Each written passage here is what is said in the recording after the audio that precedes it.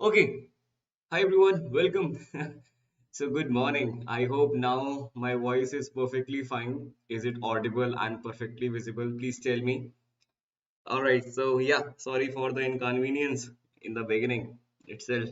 So, it means session is going to be nice.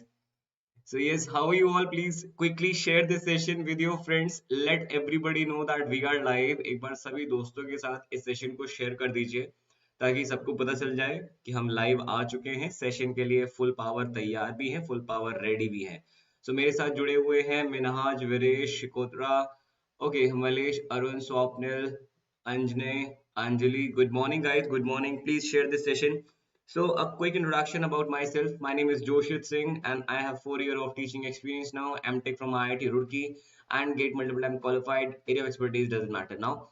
Okay, so guys, these are the sessions which we have taken already. SOM done है आपके लिए. Steel structure is done. We are done with environmental engineering. We are done with geotech, fluid mechanics done yesterday, and today we are at top 100 most expected questions. And today only surveying is also there at 9 PM 9 बजे surveying है अभिनव sir लेंगे सब लोग जुड़ जाइएगा जुड़ना ना भूलना इसके अलावा धीरज सरदाना सर जो है आपके आपके लिए एक वर्कशॉप लेके आ रहे हैं how to ace GATE 2024 with college या फिर जॉब अगर आपका कोई मित्र है जो चाहता हो इस तरह का गाइडेंस तो उसको ये जरूर बताएं 10th जनवरी को 7:30 बजे शाम को बायजूस एग्जाम प्रेप ऐप पर this workshop a free workshop is going to live okay so guys this is the faculty order for today's session right as you all know in this session I will be joined by other civil faculty members as well after me Richa ma'am will join us and then Sahu sir then Krishna sir and then Abhinav sir are going to join us right so from first to 19th question ek to ye color I am not liking of the pen so, first to 19th, everybody, first to 19th question are going to be dealt by me, in which I'll be taking fluid mechanics and highway engineering. Then Richa Gupta ma'am will be taking her subjects. Then Sahu sir 40 to 54. Then Krishna Yadav sir and then Abhinav sir will be taking 75 to 100 question. So I hope everyone is now ready. Without wasting further time, shall I begin the class? Quickly, please send me a heart sign in the comment box if you are full power ready for the session. भेज दो भाई कहाँ ले जाओगे इतने बचा करके heart sign भी चलो जरा मैं भी खोल लेता हूँ भाई कमेंट बॉक्स अपने फोन में देखें जरा थोड़ा पास से भी देखा जाए चलिए बढ़िया शेयर शूर करते जाइएगा जरा स्पीड से बिना किसी उसके कंजूसी के ठीक है लाइक शाइक भी बनता ही है quick quick quick quick quick quick quick quick quick quick quick quick quick चलो छोटी सी एक मिस्टेक हो गई है मुझसे चश्मा लाना भूल गया हूँ मैं तो आधा दिख रहा है आधा नहीं दिख रहा है जैसे यशस्वी वर्मा का सिर्फ वर्मा दिख रहा है मुझे कमेंट बॉक्स में स्वप्निल का सिर्फ घोड़ के दिख रहा है चलो स्टार्ट करते हैं भाई बिना किसी और देरी के ठीक है पहला सवाल ये है देखो I have bring those question number 1 these are the those question which I have made to solve by my paid class students right and these are the most expected questions right so please try to answer this question right away give me a second alright I have got my specs now it will be better अभी दिख रहा है चलो फटाफट से please let me know the answer to this question yes, sir. So, in a measuring surface tension of oil, relative density RD is 0.85 by the bubble method. A tube of internal dia of 1.5 mm is immersed to a depth of 1.25 centimeter in the oil. Air is forced through the tube, forming a bubble at the lower end of the tube. What surface tension is indicated by maximum bubble pressure? So, there are two chapters which are included in this one question. So please try to answer this right away. Everyone, let's see who is going to give me the first answer. Option A, option B, option C or option D. Please let me know in the comment box right now. शुरू हो जाओ सवाल समझ आ गया है तो अच्छी बात नहीं आया है then I am going to tell you how this question is going to be solved. Please quickly I am going to increase my speed with time so I am guessing you will do the same thing by like share नहीं किया क्या please hit the like button you are going to have all the members of the civil team in today's session okay so ये case क्या है मैं बताता हूँ we are actually having a tank something like this.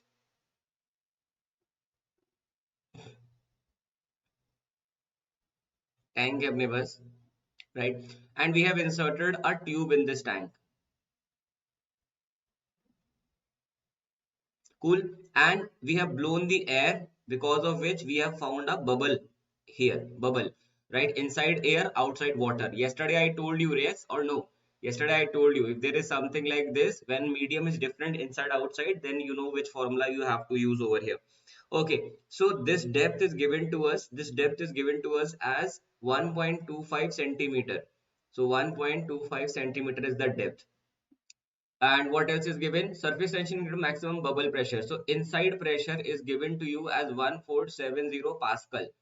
Outside pressure, how to find? It can be found out with the help of rho g h. So rho is how much? Rho will be 0.85 into 1000 into 9.81 into h, which is 1.25. So 0.0125 meter. From here, the outside pressure you will be getting 104.23 Pascal. Inside outside done. Now we know that when there is different medium inside and outside, then in that case difference of pressure is equals to 4 sigma by d or 2 sigma by r. Yesterday in the marathon we have seen. So here you will be getting 1470 minus 104.23 my equals to 4 surface tension we want, right? Surface tension is required divided by dia. How much is the dia given to us? 1.5 mm. So 1.5 10 to the power minus 3. When you solve it, the answer for the sigma you should get is 0.512 Newton per meter. Please quickly tell me in the comment box how many of you was able to answer this, and please send me a heart sign if you think this question was a nice one. For every nice one question, I want a heart sign. And then let's move to the next question. Everyone keep liking, keep sharing the session. Today I am here with one of the best questions from the subject. So I am guessing that you all are interested. You all are interested. You all are interested in such questions only, right? मैं यहाँ पे वो छोटे मोटे level वाले question लाके आपका time नहीं वेस्ट कर रहा हूँ. So this is the another question. Very basic question it is. A flat plate 60 by 120 centimeters. So cross sectional area of the plate we have, which is zero point 0.6 by 1.2 meter square. Dynamic viscosity given to you over a large plane surface. What force is required to drag the plate at 3.5 meter per second if the oil film means Y is given to you as 3 into 10 to the power minus 3 meter. Okay, and the velocity is also given to you as 3.5 meter per second. So all the things are given to you. All you need to get is the value of force. We know that yesterday in the marathon we have seen tau is equals to mu du by dy. Okay, if you linearize this, this becomes v by y. Cool. So tau is nothing but force upon area. So force upon area equals to mu v by y, or you can say force is equals to mu into v by y into area, cross sectional area. This is the area on which shear stress is being applied. जिस पे shear stress लग रहा है, ये वो area है, ध्यान से. So mu is given to you as 1.04. It is already in SI unit, no need to change. Into V is given to you as 3.5, no need to change the units. It is 3 into 10 raised to the power minus 3 in meter. Into area was zero point 0.6 into 1.2. Tell me quickly what is the answer? Everyone, up to 2 decimal in Newton. Up to 2 decimal in Newton. Up to 2 decimal in Newton. Full power answer. I need quickly answer in the comment box right away. भाई इतनी ठंड में class ले रहे हैं, answer फटाफट से दिया करो, एकदम quick quick quick quick. If you remember, अगर ये कितना 87.36 आया क्या दीपक? वेरी गुड यार. So I don't know if you know this और not. If it was an normal year, अगर ये एक नॉर्मल साल होता, तो कल आपका इंजीनियरिंग सर्विस एग्जामिनेशन का प्रीलिम्स होता. इमेजिन करो, इतनी ठंड में जाना पड़ता था देने के लिए एग्जाम. अगला सवाल आपकी स्क्रीन पर है, क्या बोल रहे हैं? अरे यार, फिगर फुगर नहीं है मेरे पास अब. Okay, they are saying for the differential U-tube shown in the figure. पर फिगर होनी भी तो चाहिए ना भाई. मैं फिगर बना देता हूँ, कोई नहीं, ज्यादा बड़ी नहीं है. ये आपके पास एक इन्वर्टेड यूट्यूब मैनोमीटर है, ठीक है, इन्वर्टेड है ये।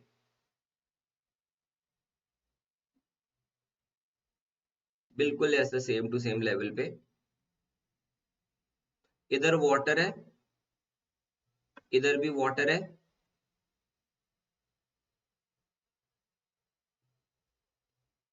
राइट। ये हो गया अपना, यहां से लेकर के यहां तक मर्क्यूरी है। नहीं, मर्क्यूरी नहीं है, मर्क्यूरी हो ही नहीं सकता ना, इन्वर्टेड है। ये होगा आपका ऑयल, जिसका स्पेसिफिक ग्रेविटी है 0.85। क्विक क्विक आंसर देते जाना, ठीक है। ये है 30 सेंटीमीटर, ये वाला जो है। और ये हो गया सर आपका 15 सेंटीमीटर। 15। अच्छा, ये थोड़ा ऊपर होगा, चलो कोई नहीं। ये हो गया आपका 12 सेंटीमीटर। फटाफट से आंसर आना चाहिए। आ गई फिगर भाई। अहमद फाइक अहमद ले आया, ले फिगर। दो आंसर क्विकली। ये वाटर है भाई पूरा, इधर उधर, ठीक है। क्या बताना, क्या है डिफरेंस बताना है क्या, प्रेशर का, पीए और पीबी का। बता दो, 1 सेकंड में आंसर निकालने वाला क्वेश्चन है, 1 सेकंड में। चलो हो जाओ शुरू फटाफट से। Everybody quickly answer in the comment box. देखो, लेफ्ट लिम राइट लिम वाला तरीका यूज करते हैं, let's use that way only. So P A, ठीक है, इसको ए बोला, इसको बी बोला, हाय कुंदन, इसको बी बोला। सो पी ए, एंड ऊपर जा रहे हैं ना, minus rho g h, rho g h 0.3 equals to right lim P B minus rho g h, h कितना है 0.15 rho g h, cool.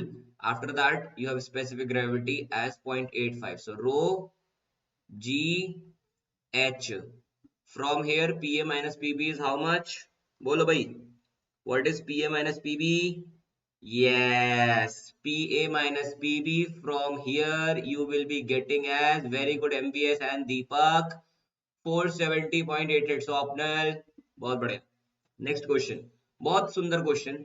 A rectangular water tank full to the brim, पूरा ऊपर तक भरा है, has its length breadth height in the ratio of 2:1:2। The ratio of hydrostatic force on the bottom to that of any large vertical surface of the tank is how much. चलो भाई, एक rectangular water tank है, ये कैसे remove होता था, इससे होगा शायद। I'm taking like after 1 year class like this on this setup.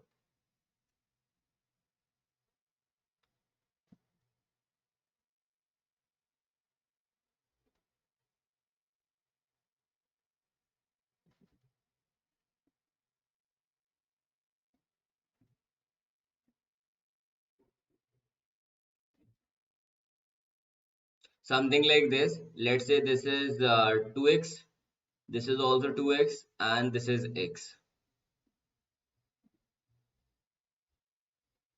It is filled till the brim. So force on the bottom. Bottom पे force क्या होगा? Vertical force basically rho g v. What is the density here? What do we have? We have water or what? Tank, water tank है ना, तो water ही होगा। 1009.81, and volume will be how much? Volume will be, या इसको एक काम करो ना, रेशियो चाहिए ना। So if you need ratio, no need to use the values, rho g करके you can write. So rho g and volume will be how much? 2x into x into 2x, बोले तो rho g 4x cube, ठीक है। Now the larger vertical wall, there are two type of walls you are having, right? दो dimension है यहाँ पे, one is this one, second is this one. This is obviously not the large one, x into 2x है ना, this is the large one, 2x into 2x, right? So force on it will be how much? लगा लो भाई, yesterday only we have studied this, fh like rho g h bar a.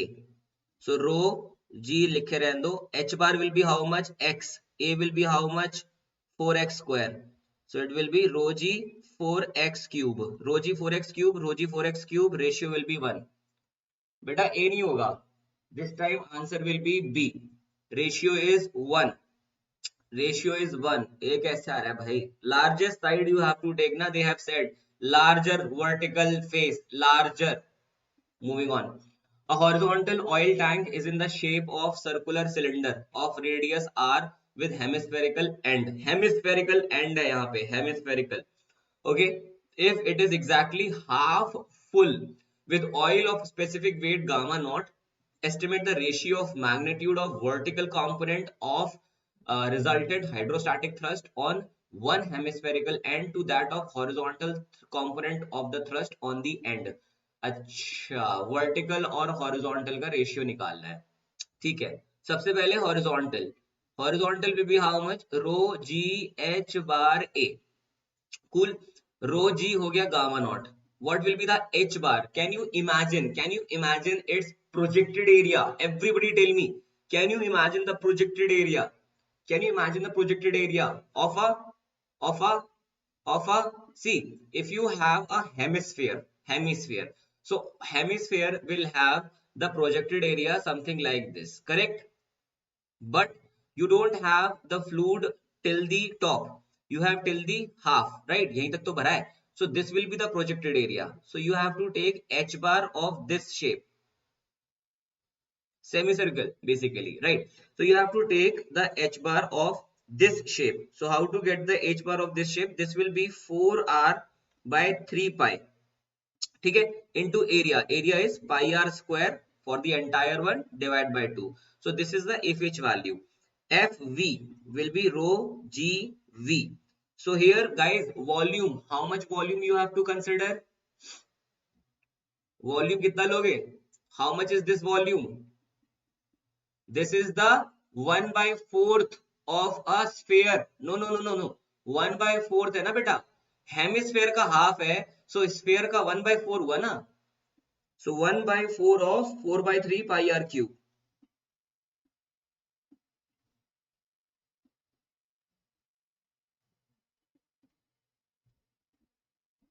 1 by 4 of 4 by 3 pi r cube. Got it?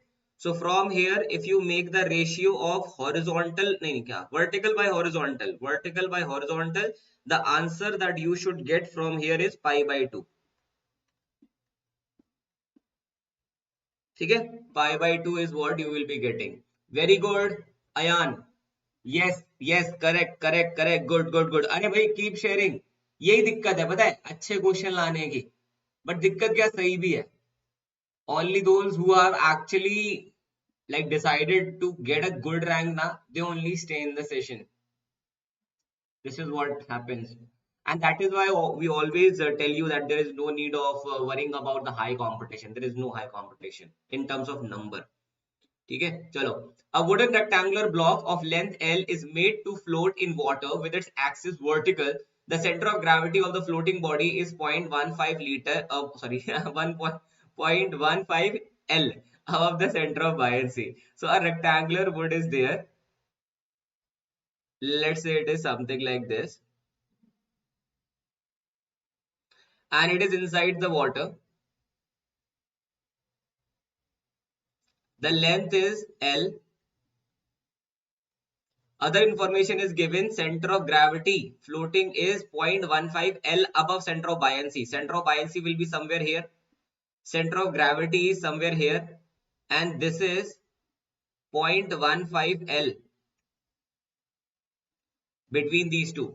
Acha, if this is L, then what is going to be this value? Everybody please tell me from the bottom, what is the distance of center of gravity? Can I say 0.5 L? If this is 0.5 L, can you quickly tell me how much is this? How much is this? This will be 0.35 L. If center of buoyancy is 0.35 L away from the bottom, so what is the depth of immersion? Depth of immersion, beta. Depth of immersion has become 0.7 L. If you are smart enough, you can quickly answer right now only, right? But no problem, we will see here. Weight of the block. Weight of the block means density of the block, G into volume of the block. होगा कुछ भी, ठीक है, V, या you can take it as A. ये A है, so the volume you can write as A into L. What you can write? A into L. So I'll be putting A into L over here. A into L equals to how much is the buoyant force? Buoyant force will be the density of the water into G into area into 0.7 L। मैं बताता हूं अहमद, एक second रुकना बेटा, एक second. From here g cancel, A cancel, L cancel, g cancel, A cancel, L cancel. So density of the block divide by density of the water is 0.7, and यही तो होता है स्पेसिफिक ग्रेविटी। ठीक है, जिनको ये नहीं समझ आया एक बार मेरे को बोलो 0.35 वाला चीज दोबारा बताऊं क्या?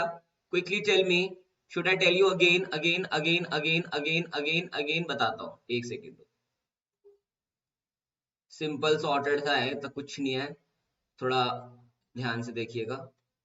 तो ब्लॉक था हमारे पास,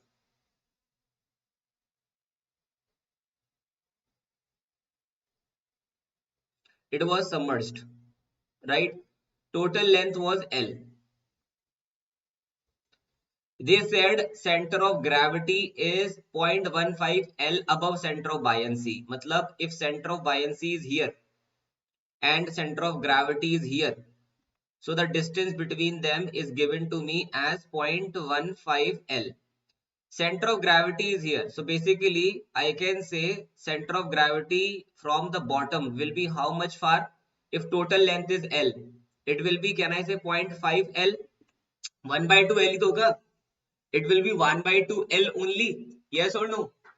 Yes, it will be 1 by 2, sorry 1 by 2 L, बोले तो 0.5 L, right? So if this distance is 0.5 L, 0.5 L, so how much will be this distance beta? 0.35 L. So if center of buoyancy is 0.35 L away from the bottom, so can I say that depth of immersion is nothing but 0.35 into 2, बोले तो 0.7 L. Got it? Good. Next question. A wooden block is in the form of rectangular prism float with its shortest axis vertical. अच्छा. Block is 40 centimeter long, 20 centimeter wide, 50 centimeter. बेकार question. आ जाओ. Answer please.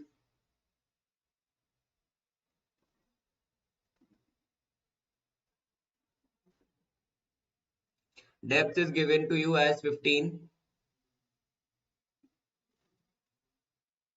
नहीं.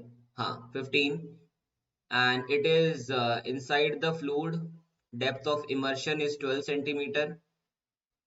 Right? If you see its 3D figure.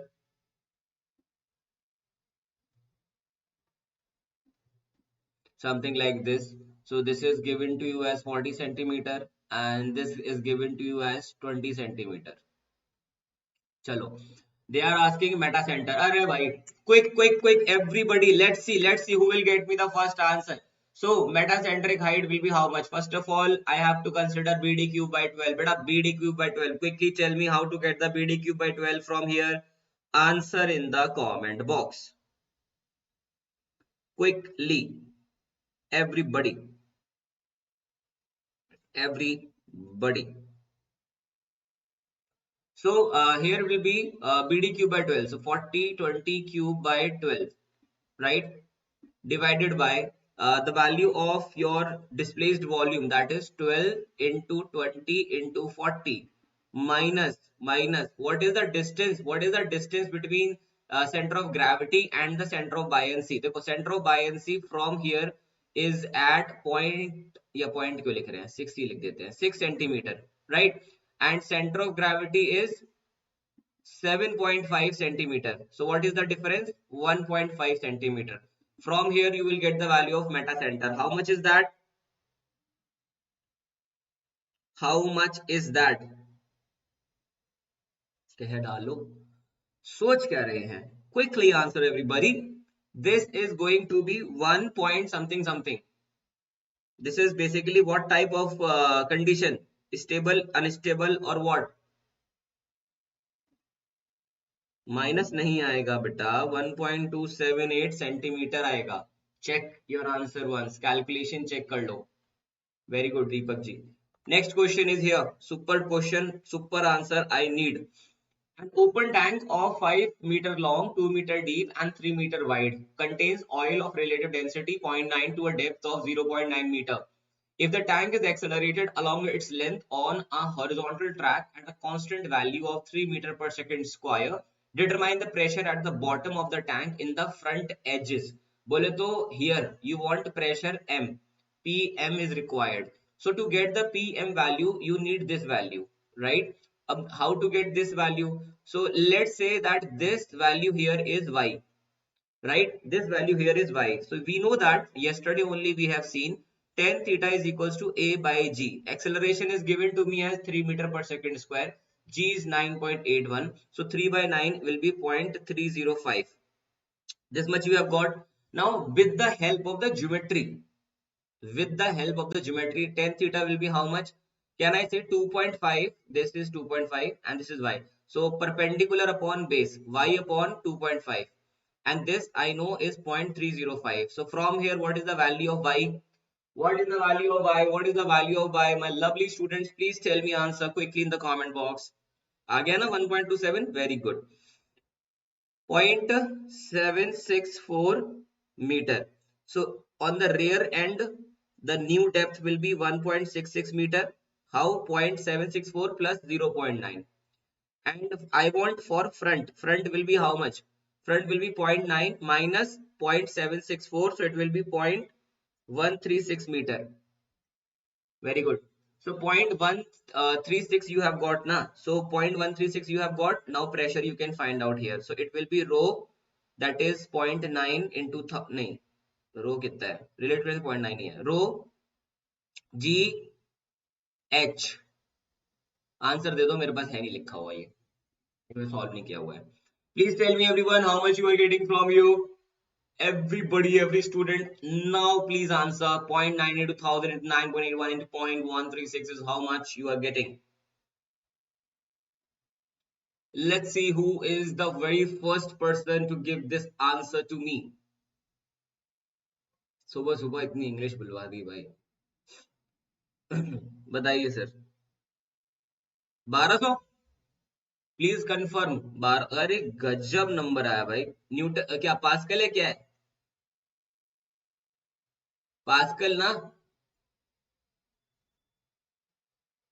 Unit नहीं देखते हो. So many times I have said unit unit unit. Unit नहीं देनी है. सोच लिया है, एकदम ठान लिया है. नहीं मानेंगे बात. आगे बढ़ रहे हैं. Water flows through a horizontal conical diffuser at the rate of 4 meter cube per second. The diameter of the diffuser varies from 1.1 meter to root 2 meter.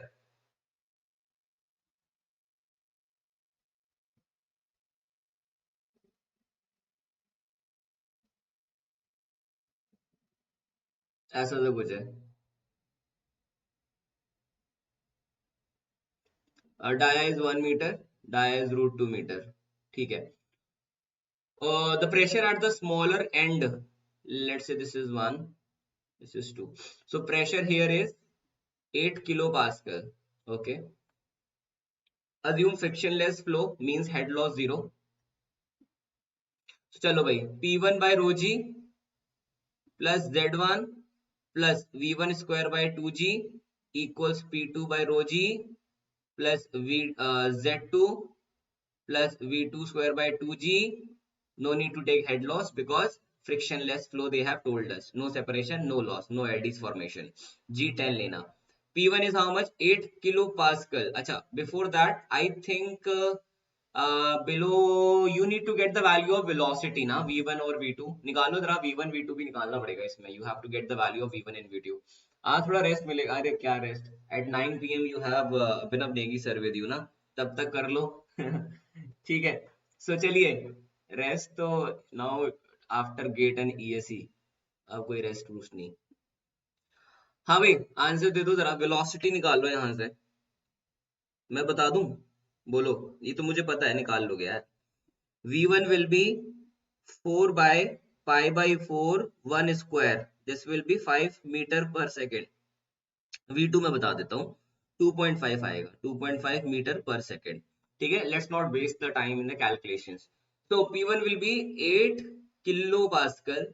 Rho, what is this? Water. G is 10. Z1, Z2 equal because there is no change in the datum head.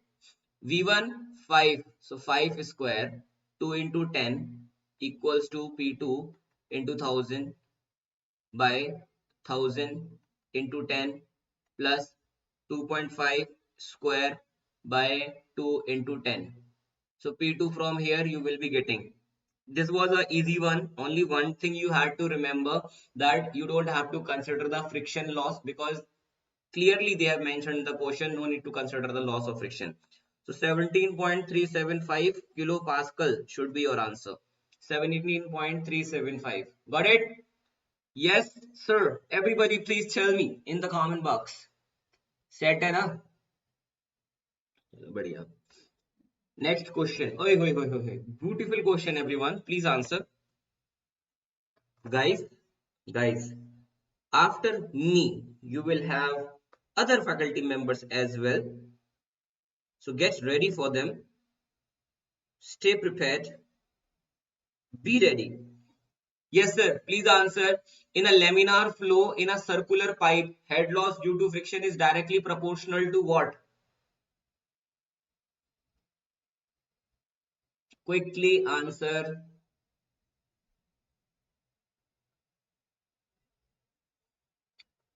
It is directly proportional to what?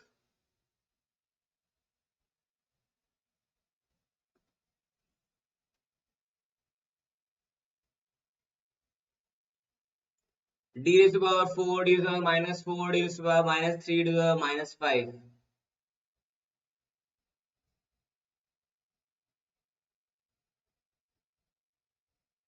I need answer from everyone. More than 30 people are watching. Only 5, 7 are replying. What is this? Reply to do, then only you will get to know. Abhinav sir has joined us, everyone. As I have told you, Abhinav sir will be joining you at 9 p.m. tonight, I mean, with the complete survey marathon. Get ready for the marathon of surveying also, guys.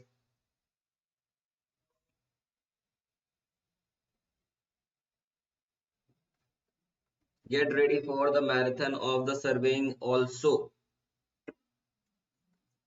Hanji, quickly, A, B, C, D, what do you think? This question may not, I mean, this question may look like normal question, but it can also make you commit a mistake, and that too a very basic mistake. So, dekh lo bhai.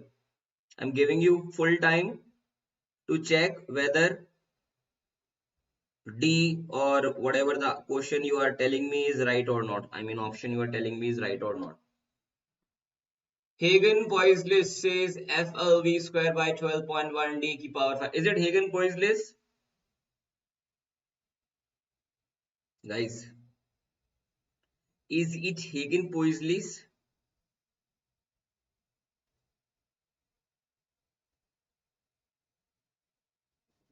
Please tell me.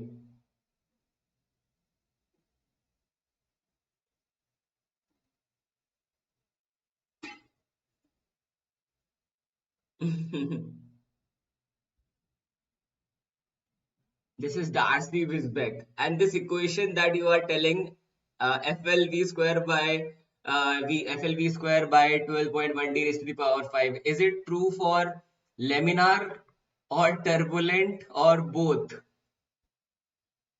देखा, कह रहा था मैं, सुनता ही नहीं थी मेरी बात, रुकते ही नहीं हो, धड़ धड़ धड़ धड़ धड़ देना है जवाब. We know that head loss as per Hagen-Poiseuille is 32 mu ul by rho g d square. Yes or no? Also we know it is equals to how much? 128 mu ql by rho g d की power 4. सी कैसे हो सकता है यार? कैसी बातें कर रहे हो भाई? कल ही तो पढ़ाया होगा सर ने आपको. Option B is the right answer ना? Yes or no? Bhaiya, that is Darcy-Weisbach. FLV square by 12.1 d raised to the power. Darcy-Weisbach, true for laminar as well as turbulent. They are saying laminar flow clearly. Then why to go for this, beta, when you already know Darcy-Weisbach equation, that Hagen-Poiseuille equation? What is this? था नहीं बढ़िया question. Must question. Like each and every student except one. Happy Times, I think the name was Happy Times. Except one student. Everyone gave the wrong answer. FLQ होता है वैसे यहाँ पे. Everyone give the wrong answer. Everyone. Even though it looks very easy. ठीक है, एक बार और recall करा देता हूं मैं. The order of the faculty members till 19th question I'm here, then Richa ma'am will join, then Sahu sir will join, then Krishna sir will join, then Abhinav sir will join. Okay, get ready for them as well. So are we ready for the next question? Can I have a heart signs in the comment box please before I show you the next question? Speed is going fine. Yes, keep sharing the session with your friends. Hitting the like button would also help us. Acha, how was the question by the way? Tell me, how was the question? Still now you have solved the question. This is going to be the level only. ठीक है? Velocity का अच्छा, तब भी गलती. Questions ठीक है भाई? Are you feeling like हाँ ठीक है? Preparation is going on a good level. Next question. Please answer.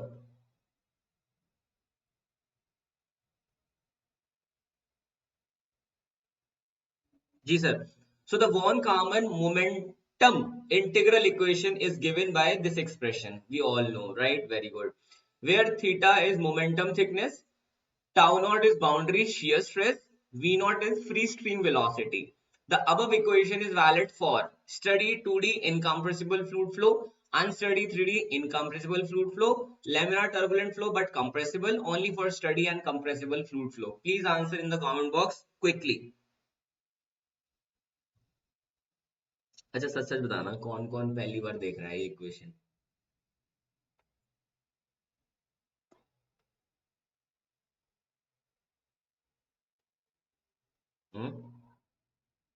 देखो this equation is valid for study 2D incompressible and for dB by dx.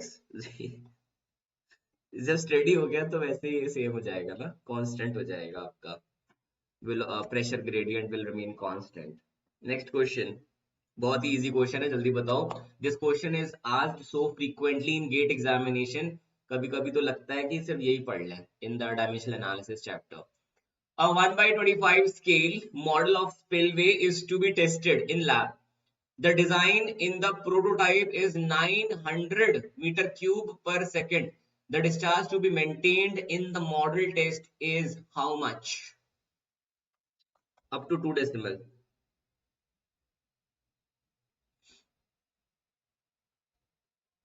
Answer.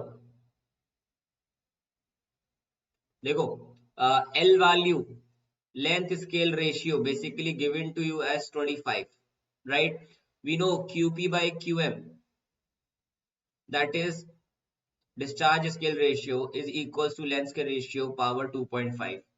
QP discharge of prototype is 900. 900 QM नहीं पता, LR पता है 25 की power 2.5. So from here QM you will get. What is the value of QM?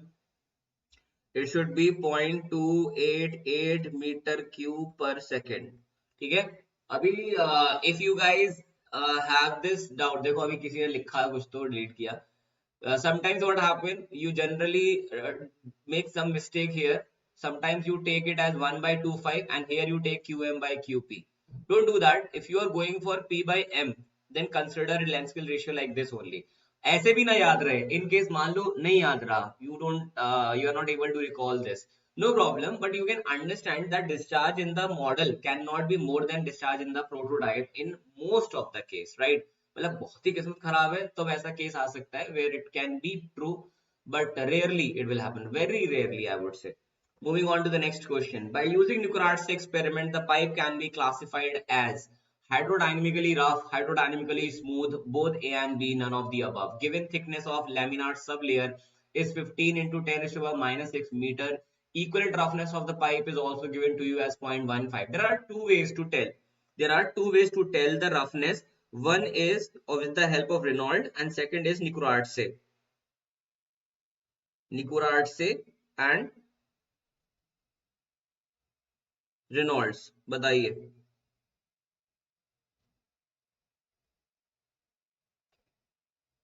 निकाल लो भाई. K का value कितना दिया आपको? How much is the value of K? 0.15,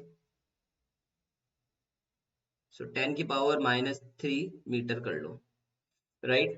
So what is the value of k by del dash? K is 0.15, 10 की power -3, and it is 15 into 10 to the power -6. That is how much? ये तो 10 आ गया ना, 6 से बड़ा है. So if it is greater than 6, in that case, what is this? This is a hydrodynamically rough pipe. Hydrodynamically rough pipe.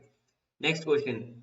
What is the maximum value of centrifugal force to avoid overturning of a vehicle of weight 8 ton, height of vehicle 2.4 meter, distance between the tire in opposite direction is 2.2 meter? बताओ.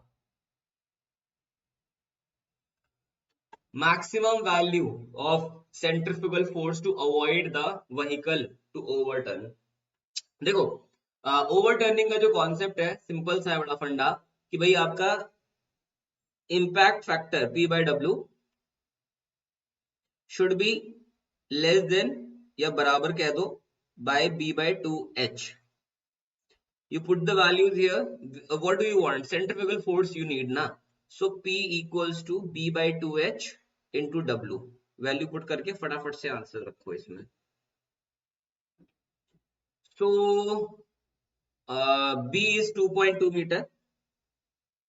2.2 meter divided by 2H. H will be how much? H कितना लेना है? How much H we have to consider? Height of the vehicle is 2.4. H is the distance of center of gravity from the road. So it will be 1.2 here. Into weight is 8. कितना आ रहा है देखना. How much is this? Option match ही नहीं होगा मुझे लग रहा है. या हो रहा है? Please tell me what is the answer on solving this. 7.33, 2.44. क्या कर रहे हो भाई? Tell me this value. 7 के आसपास ही होगा. इसको 2.4 अगर लिया होगा तो देखना आ जाएगा, मैच कर जाएगा. कोई नहीं. If 7.33 is not here ना, then no problem. We'll go with the question only. Question के हिसाब से चलते हैं, right? Let's go with the question. देखो, right approach is this only what we have done, but no option is matching. But if you take 2.4 as the H value, then what is the answer? Divide कर दो इसी को 2 से. How much will be the answer then? Tell me quickly. If you go with 2.4 meter, not 1.2, let's check that also, because 7.3 तो match हो ही नहीं रहा. So basically in the question they are not giving us the data as per our requirement. They are giving by themselves only. देखो 7.33 not matching, no problem. 3.66 match कर रहा है ना, so we'll go with the 3.66. But it is not the right approach. Right approach is the one that we have done. But as per the question, sometimes we have to mold the approach that we are following. Got it, everybody? Next question. A road in a hilly terrain is to be laid at a gradient of 4.5%. Horizontal curve of radius 100 meter is laid at a location on its road. Gradient needs to be eased down due to combination of curve and vertical profile. As अरे भाई इतनी बड़ी कहानी क्या थी? He could have simply said find out the compensated gradient. Yeah. What if this question is coming under net? Then 7.33 लिख के आ जाना. चलो. So from here, let's get the value. Hilly terrain road gradient is given to you. Grade is given as 4.5%. Very good. Radius is given as 100 meter. Very good.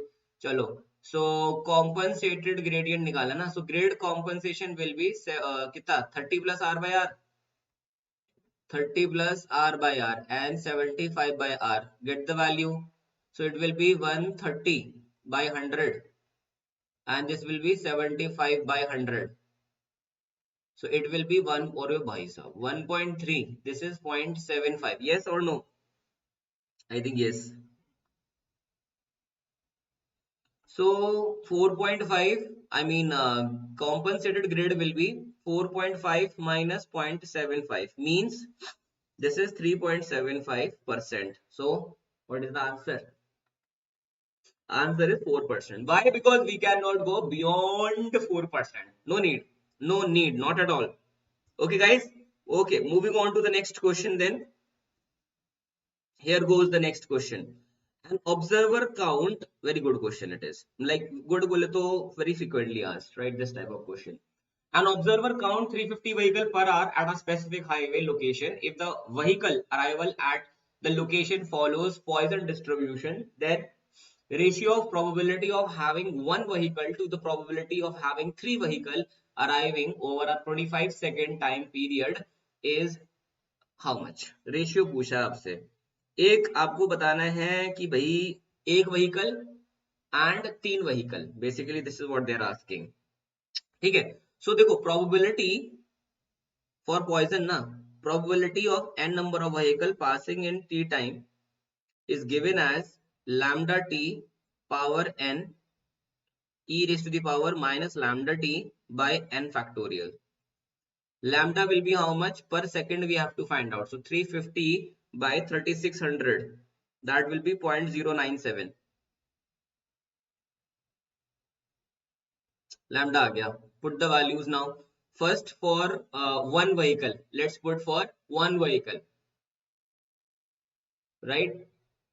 इस time पढ़ाने time का पता नहीं चल रहा सर. मतलब time नहीं पता चल रहा. हाँ देखो ना 50 मिनट हो भी गए. Yesterday also the same thing happened ना, fluid mechanics. आ गया एडमिट कार्ड. बहुत बढ़िया. कर लेना डाउनलोड, अभी कहीं भाग नहीं रहा. So here probability of one vehicle निकालते हैं पहले. So lambda is how much? 0.097. T is how much? 25 seconds. Right? 25 है ना. Power 1. E raised to the power minus 0.097 into 25. अभी ट्राई भी मत करो फालतू में, क्रैश होगा वेबसाइट. अभी थोड़ी देर तक होने दो, उसको खेलने दो. And 1 factorial. From here the value should be 0.214. Can you tell me for three vehicles? Everybody, can you tell me three vehicles के लिए? 0.097 into 25 power 3 e raised to the power minus 0.097 into 3, sorry, into 25 by 3 factorial. How much is this? This will be 0. सही बता रहा हूँ भाई, 3 साल का experience है, 3 बार डाउनलोड किया हूँ मैं. 0.210. So from here the ratio will be 1 by 3 we want, right? So 0.214 by 0.210. This is 1.02. That is what we have got. मेरे को ऐसा लग रहा है मैं ही जाऊंगा पेपर देने. बताया नहीं किसी ने answer. What is this? Anyone? चलो नेक्स्ट क्वेश्चन बताओ.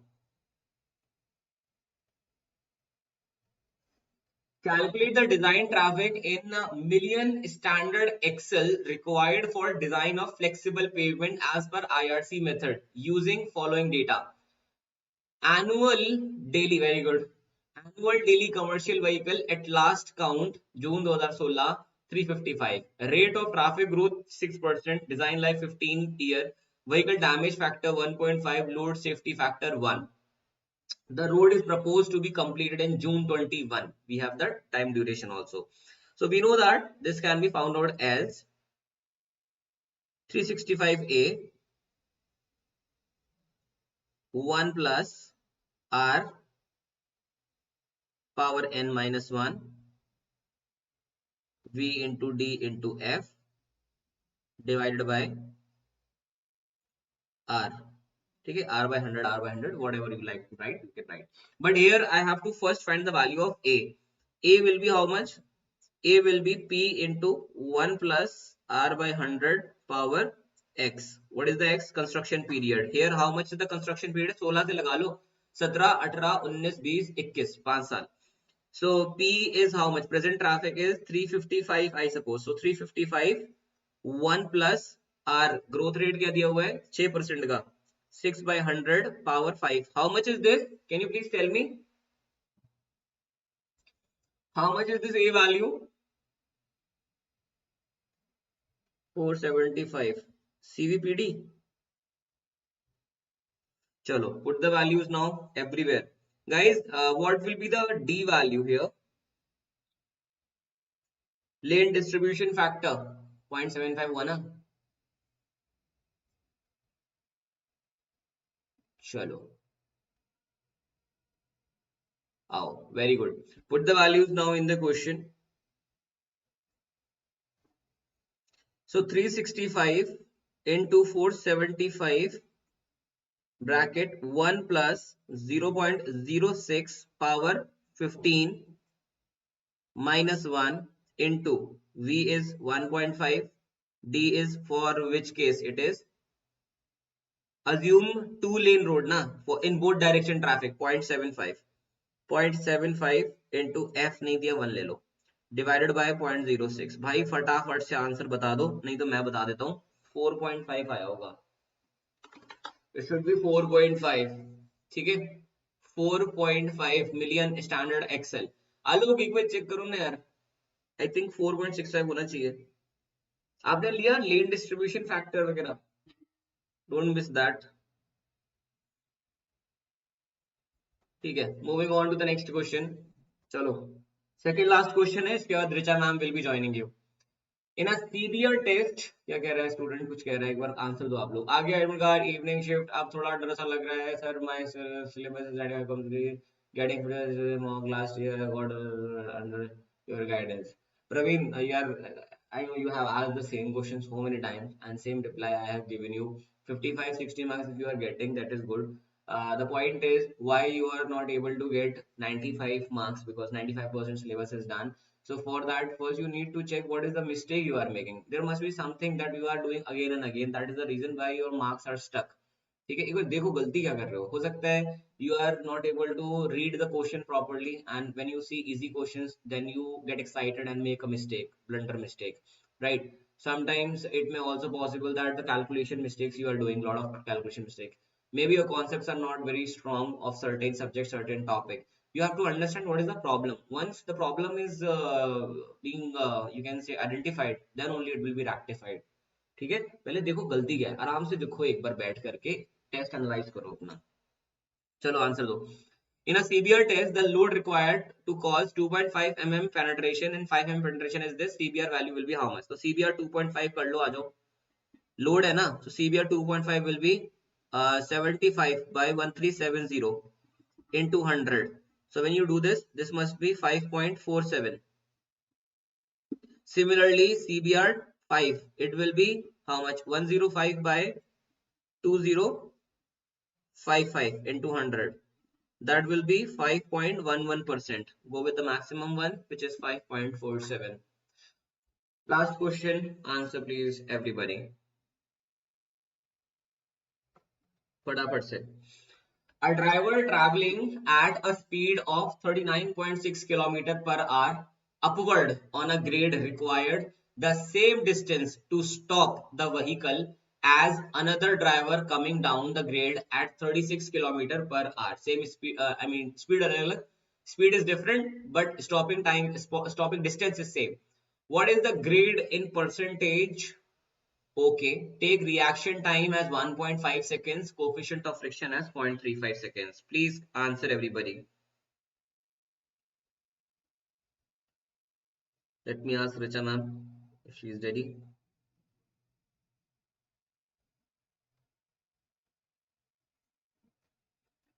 So फंडा बड़ा आसान है यहाँ पे. देखो हाँ इक्वेट कर दो इनको यार कुछ नहीं है. So 0.278 into 39.6 into 1.5 ये हो गया lag plus 39.6 square by 254 bracket f.35 and ये ऊपर जा रहा है नीचे traveling at a speed this upward plus n by 100 equals 0.278 into 36 into 1.5 plus 36 square ये नीचे जा रहा होगा 254.35 minus n by 100. Get the value of n from here.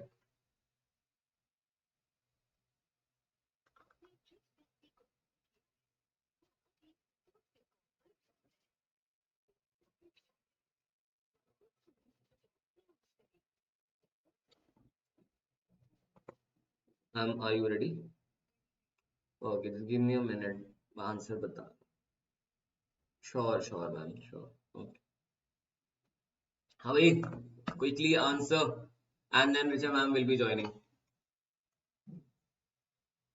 Okay, and then Satyajit sir will join, and then Krishna sir, and then Abhirav sir. So from here, the value of n you should get is, मैं बता दूं?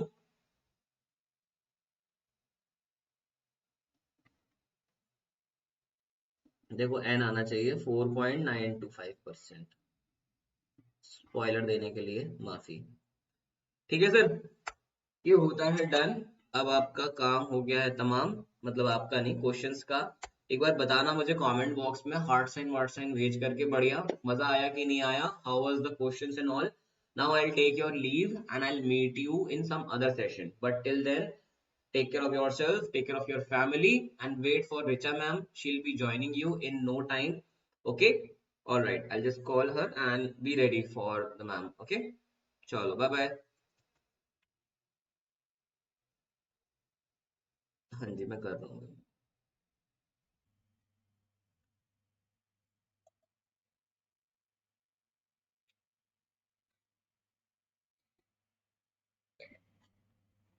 Hello, my dear students. Welcome back again.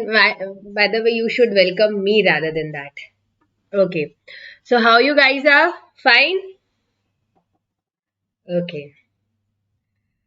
So, good morning, everybody. Good morning. So, guys, shall we start? Ready? Good morning, MVS. Good morning, everybody. Good morning. Okay. So, let's start.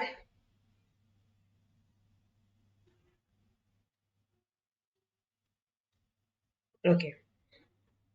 Let's begin. Good morning. Super ready. That's the energy I wanted. Come on, guys, then. Good morning, Dhanush. Good morning, everybody. Okay, guys. Then let's start. As you know the sequence. Okay, fine. First, the mega workshop is going to happen on 15 Jan. If you are in 2024 aspirant, you should attend this workshop. Secondly, my Mahamarathon will be going on Wednesday, hydrology and irrigation. I'm telling you well in advance so that you set your priorities accordingly. Next, if there is another workshop on 10th of January, so if you are a 24 aspirant, you can prepare for this, or basically you can join this workshop. Okay. Test series, as you know, BYJU'S has also launched the test series. What are the specialities? You can get it over here. Last but not the least, so I'll be there with you from question number 20 to question number 39. So how's the Josh? Fine. Before the next step and the question comes, how's the Josh? Come on, guys, faster, faster.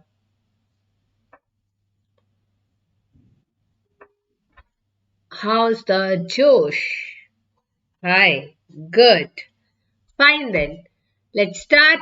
Join my Telegram group. If you want to prepare gate preparation ebook is in the description. And this is the question. Come on, guys. The BOD. Last time we did the oxidation pond in the marathon, but I haven't dealt the question because they're very simple questions. So here is the question for you. High as Mount Everest. That's cool. Come on, guys. Tell me. BOD loading rate of an oxidation pond. Come on, guys.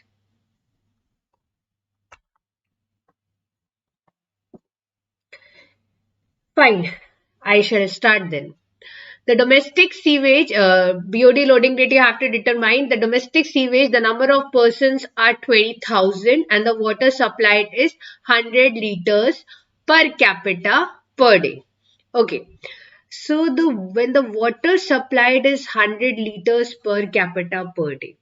So this is the water which is supplied to them. Okay. So, total quantity of sewage to be treated. Let us say, otherwise we have to do 80% and it is not yet mentioned. Let us take it as wastewater. The wastewater which is produced. Wastewater. Take it as wastewater which is produced. That will be more simple. Because until and unless it is mentioned in the question that take 80% of the water supplied as wastewater, don't apply your brain because this is not an ESE conventional which is happening. Okay, so total quantity of sewage which is to be treated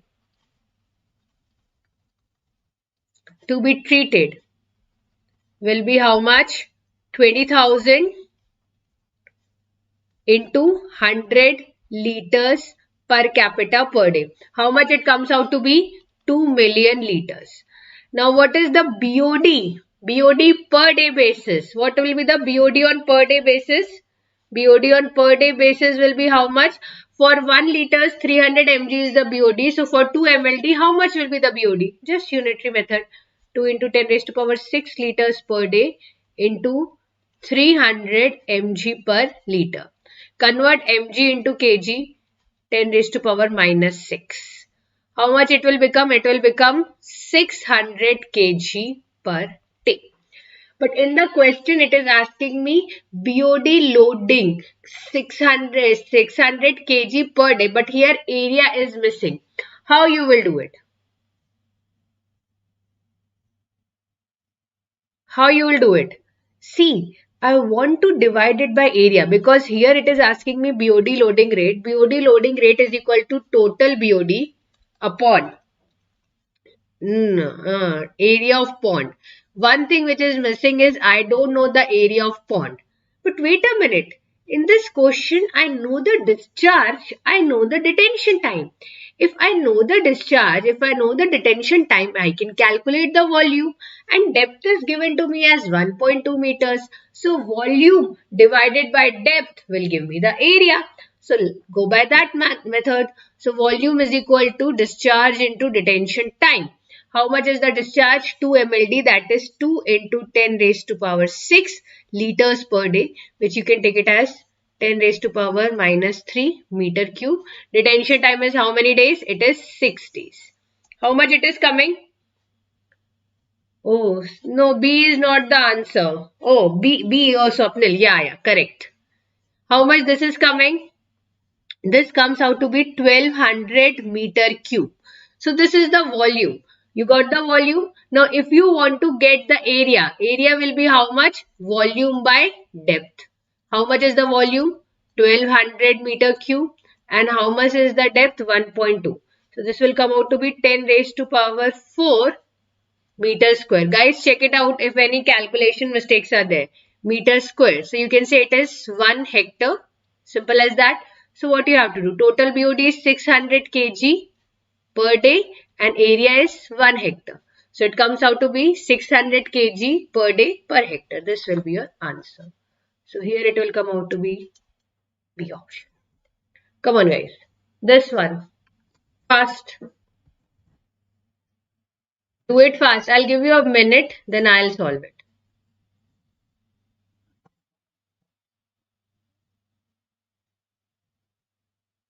Anywhere anything wrong? 10,000 it is coming. That's correct. Which one?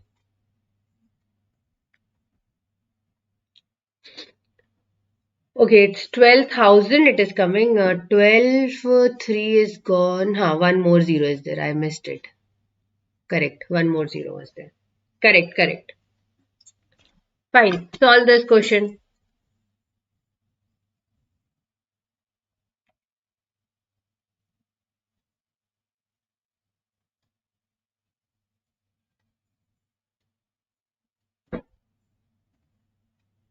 Fast, fast, fast.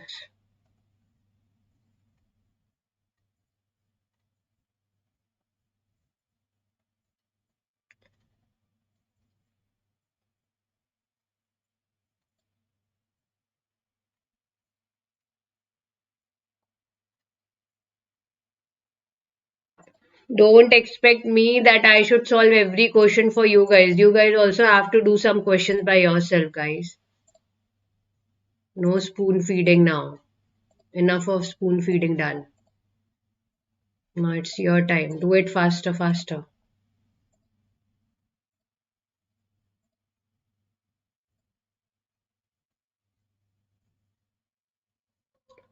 Fast. After this, then I'll gear up my speed. Fine. Got that? What will be the amount of air supplied if 4 kg of oxygen is required per kg of volatile solid destroyed, which is 30% of total volatile solids present? So how much amount of oxygen? See, whenever such sort of question comes, instead of first calculating, मेरे यहाँ बस buffering हो रहा है सभी के पास. Okay, just check it. Buffering is there? I don't think so because in my it's buffering is not there. So how much amount of oxygen is required? First of all, if such questions come, check how much amount of oxygen is required. How much? Little bit. No buffering from my side also. Okay. So rate of oxygen required or how much amount of oxygen is required. So just check it out. Total volatile solids present is 1200 kg per day and 30% of it will be taken out. Then how many kg of oxygen is there? 4 kg. Solve this. How much you will get? 1440 kg per day. This much amount of oxygen is required. Okay, now it is not asking me how much oxygen is required. It is asking me how much air is required. Okay, so first I will calculate how much volume of air is needed. So volume of air which is needed, that will be 1440 kg per day. Then what you see it here, that the density 1.25 kg per meter cube. Then what you see, that the oxygen content present in air is 25%. So 0.25. From here you will get the volume of air in meter cube per day. How much it is coming? How much it is coming, guys? Have you solved this? Nobody. Come on, guys, fast. You will be getting 4608 meter cube per day. So this is the volume of air needed. But actually there is one line missing which you haven't taken into account right now, is efficiency of transferring oxygen. So you have to include this also. So the air needed will be 460 meter cube per day divided by 0.20 and convert day into minute. 1 day is equal to 24 hours, 1 hour is equal to 60 minutes. Correct. How much you are getting? When you solve this, you will get 16 meter cube per minute. Are you guys getting this? Correct, Priya. Okay. Fine. So this was again a question which you should know. Now coming to the disinfection part. Very simple question. An experiment shows that a concentration of 0.1 mg per liter of HOCl yields 89% killing of bacteria. Let me tell you, you are not at all bothered about this. This is something, whatsoever it is written, that is of no use for you guys. Okay, so don't think that whatsoever written, sometimes it is useful, sometimes it is not. Okay, so now Nt is equal to N naught e to the power minus Kt. N naught is number of microorganisms at T is equal to 0. If 89% killing of bacteria has taken place, so currently at time T, how many microorganisms percentage is there? 11%. So 11% e to the power minus Kt. So this will become 0.11 e to the power minus Kt. K is T. K you have to find out. Time is 5 minutes. Whenever something in power which you have to find it out, by default you know we have to take log on both sides. So log on both sides minus 5k. Log e base e will become 1.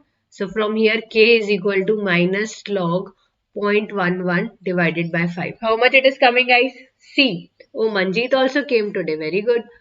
0.4416 minute. Okay, good. This question. Okay, so the sewage collected, this question is just a formula based question. You have to calculate the relative stability, and what is given to you, the temperature is given 37 degrees Celsius. I give you two options, 0.793 or 0.630. What we apply? Don't look in the solution which I am doing. 0.793 or 0.630.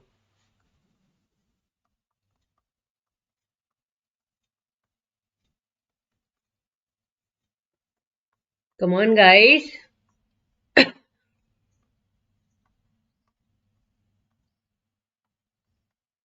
0.630. And what is that? Time required in days for the decolorization of standard methylene blue colored solution when incubated at 37 degrees Celsius. Okay. So how much it is coming? Solve this. How much it is coming? B option. Correct. True. Okay. Next. Okay, fine.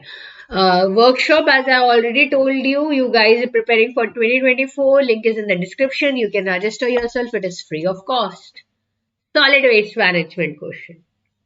Good morning, Kundan. Come on, guys. Solid waste management question. It is asking me a volume of landfill, compacted volume of landfill is given to me. Density of uncompacted is given to me. Per capita solid waste is given to me. It is asking how many years the landfill will serve the population of 1,75,000. Simple question. I don't think you need time for this. Do you?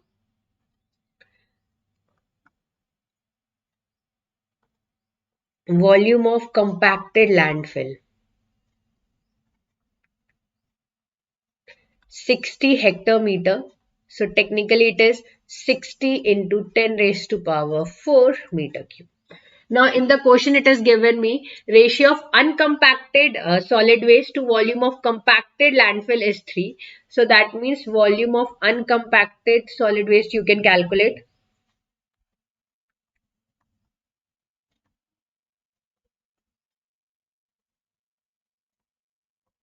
How much this will be coming? 3 into 60 into 10 raised to power 4 meter cube. How much it will come?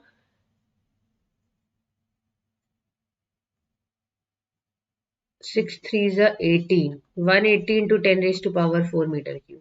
Is it? Is it? Check it out. 60 into 10 raised to power 4. 3 times it is given. 3 into 60 into 10 raised to power 4 meter cube. This much is coming. Just check the calculations part. This much it is coming. Now in the question you see how much total quantity of landfill is collected. So total quantity of landfill. How much it will be? 180 into 10 raised to power 4 meter cube. This is there, correct? And the density is given to me as how much? 120 kg per meter cube. So multiply, you will get the weight. How much is the weight coming, guys? How much is the weight coming? Fast, fast, fast. 180 into 10 raised to power 4 into 120. How much it is coming? 216 into 10 raised to power 6 kg. This much is the quantity of landfill. This much is the quantity of landfill. Okay. 2, 3, 4. This much is only it is coming now. You have taken so many zeros. 10 raised to power 6. Correct. Okay, fine. So number of years you can calculate. Simple. Number of years you can calculate.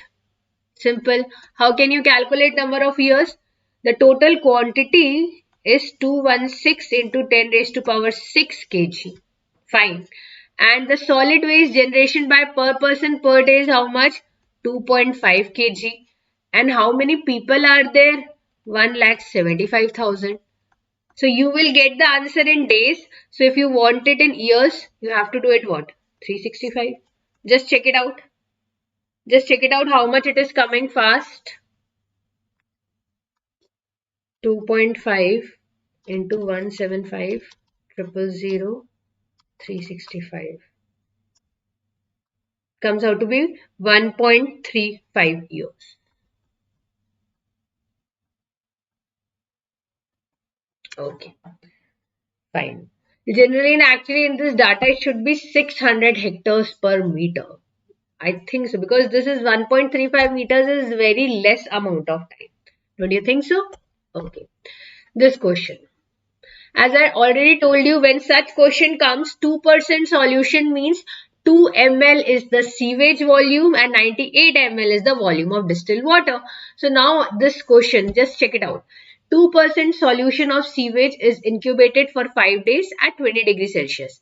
Depletion of oxygen was found to be 4 mg per liter. So BOD 5 days 20 degrees Celsius is equal to DO initial minus DO final into dilution factor. How much DO initial minus DO final is known as depletion. So if it is not giving you initial and final because it has directly given you the depletion which is 4 mg per liter, dilution will be 100 by 2. That's it, because I told you when X percent is there, dilution factor will become 100 by X percentage. Simple logic. Told you in the marathon class. So this will become 2 ones are 2, 2 twos are 4.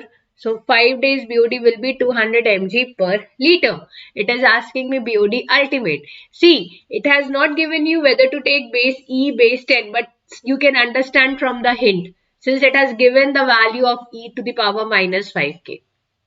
Okay, so 5 days 20 degrees Celsius, BOD ultimate 1 minus e to the power minus k. So from here BOD ultimate will become how much? 5 days is 200, 1 minus 0.316. How much it is coming?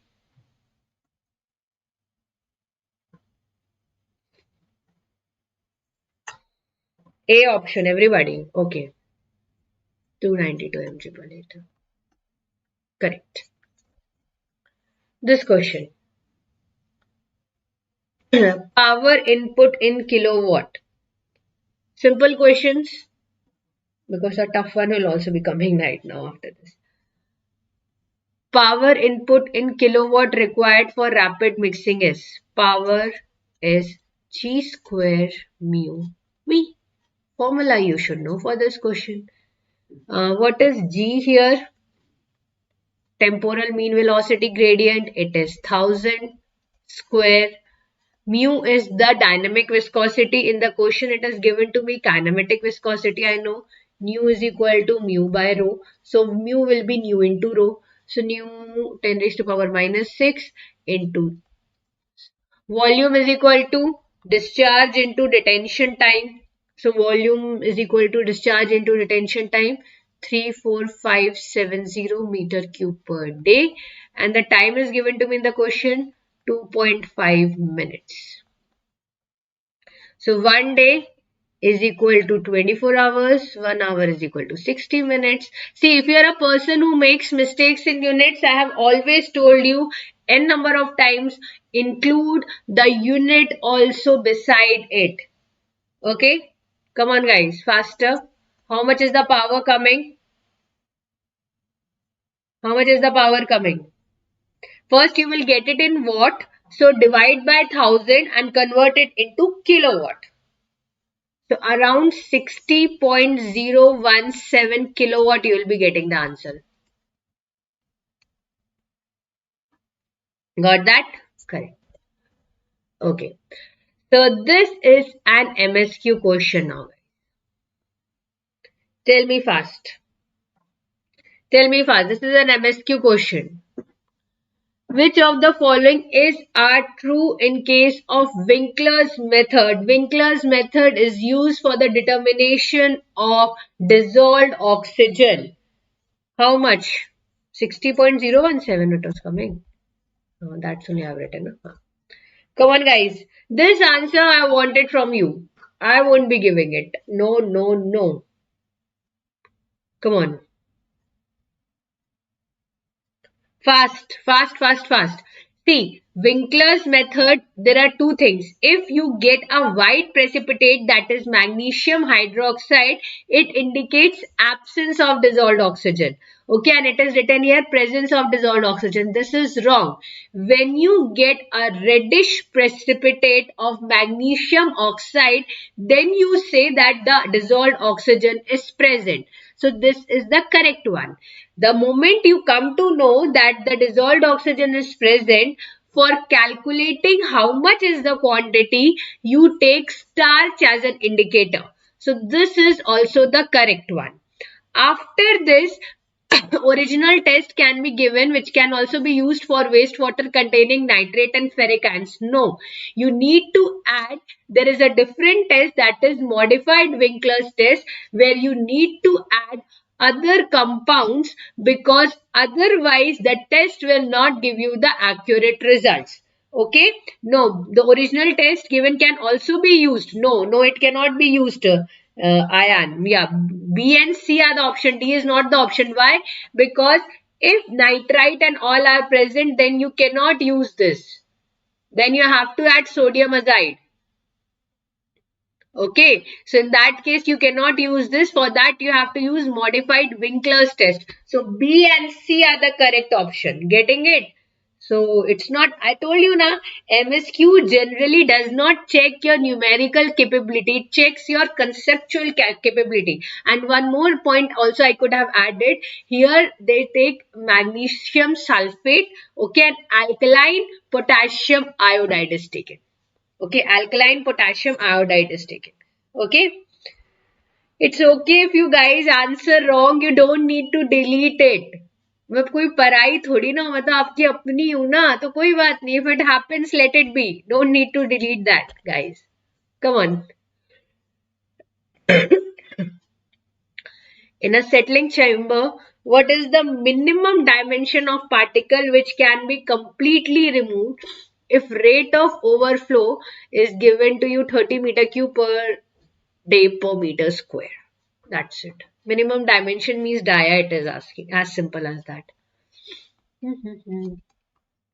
Just by looking the option, you can say laminar flow. We'll be doing the formula for that. We lost completely removed. See, just one thing. What is the minimum which can be completely removed? If completely removed, that means Vs by V naught into 100. That is the reason Vs is equal to V naught. And that is the reason we are applying it here. V naught is equal to D square upon 18 nu Gs minus 1 into G. Okay. Overflow rate is given to me 30 meter per day. Dia, I have to calculate. Kinematic viscosity, is it given directly? No. Mu by rho. So how much is mu? Rho is not given, 10 raised to power 3. Specific gravity 2.65 minus 1, and this is 9.81.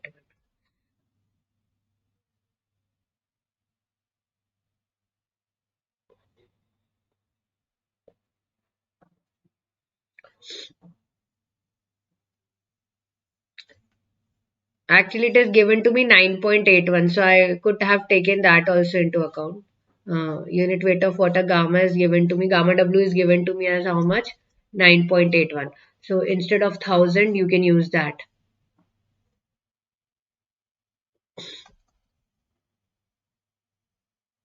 Roundabout values you will be getting, not a big difference you will be getting. So chill. Meters, seconds, converted into seconds, because here everything is in seconds. So one day I told you 86400. That's it. You never need to do it again and again. B, famous option.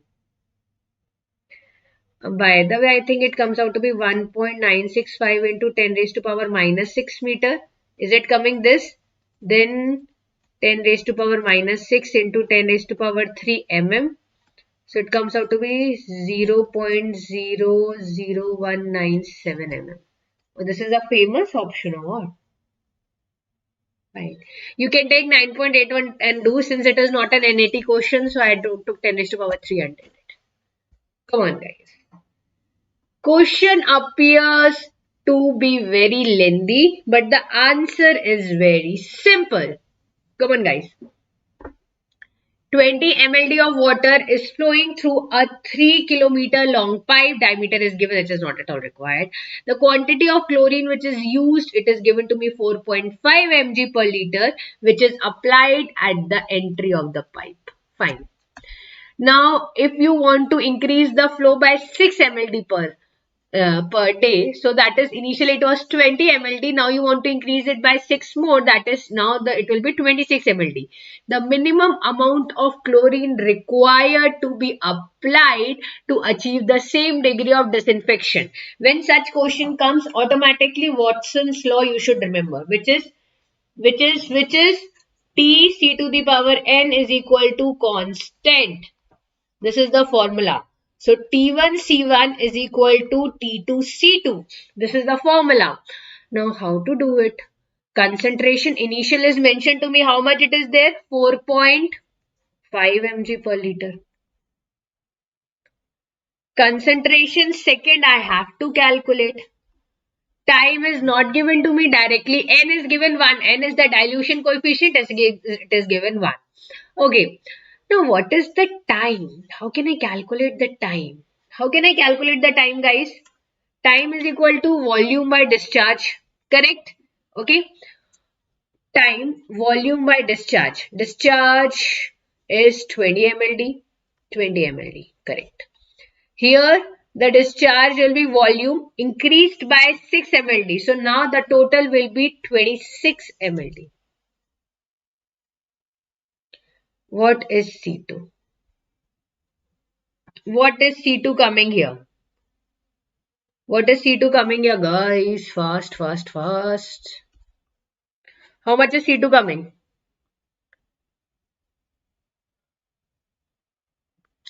But it is not asking me.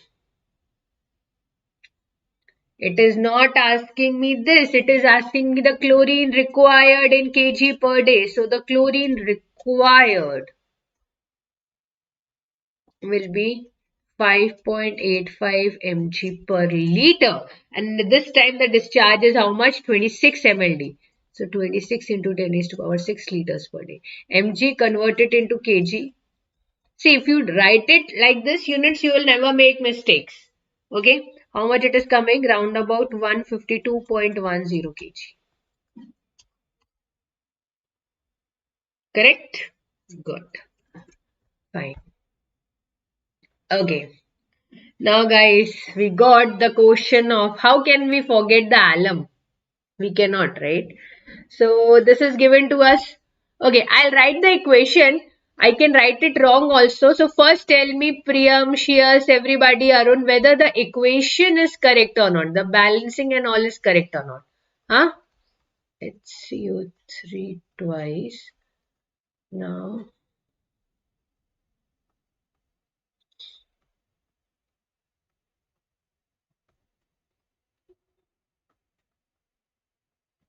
is it correct or not? Yes or no? Y or L? Good morning, Dinesh. Is it correct or not? First tell me. Correct? This balanced reaction for alum hydrated aluminium sulfate is correct? Raghu told yes. What about others? Okay, fine. Now in the question it is asking me, firstly, the alum required at the plant is 18 mg per liter. So it is asking me to calculate the total quantity of alum and the total quantity of quicklime. So for 1 liter, if 18 mg is required for 40 million liters of water, how much is the alum required? Simple. For 1 liter of water, 18 mg of alum is required. Correct? Simple. Sometimes the questions are not tricky as always. So for 40 million liters, million means 10 lakhs liters per day. How much alum will be required? 18 into 10 raised to power 6. Okay, this will become mg per day of alum. Liters and liters, because 1 liter will be there, liter and liter will get cancelled. Balance ka trick. Yeah. So mg converted into kgs. 80/40. This will become kg per day. Now it is asking me in which unit? Tons per year. 1 ton is equal to how many kgs? 1 ton is equal to how many kgs? 1 ton is equal to how many kgs? I'm asking that. This is 720. 1 ton is equal to, see guys, you get confused in quintal and ton. 1 quintal is equal to 100 kg. 1 ton is equal to 1000 kg. So don't get confused. I'm repeating it again because in GATE the question was asked. Initially it has asked different units also. So sometimes quintal, sometimes tons. 1 quintal 100 kg, 1 ton 1000 kg. Okay. Now day you have to convert it into year. Firstly, secondly, what you have to do is convert kg. Quintal is equal to 100. Convert kg into ton. So guys, solve this. So 720 day you have to convert it. For 1 day 720 is required. So for 365 days, how much it will be required? And divide by 10 raised to power 3 for converting it into tons. So from here you will get in tons per year. How much you are getting? How much you are getting? 720 into 365. 262.8. This is the quantity of alum which is required for a year. Okay. So according to this, we don't have to calculate quicklime, but let's calculate it. See, the alkalinity of raw water is already there. It is asking me how much calcium oxide is required.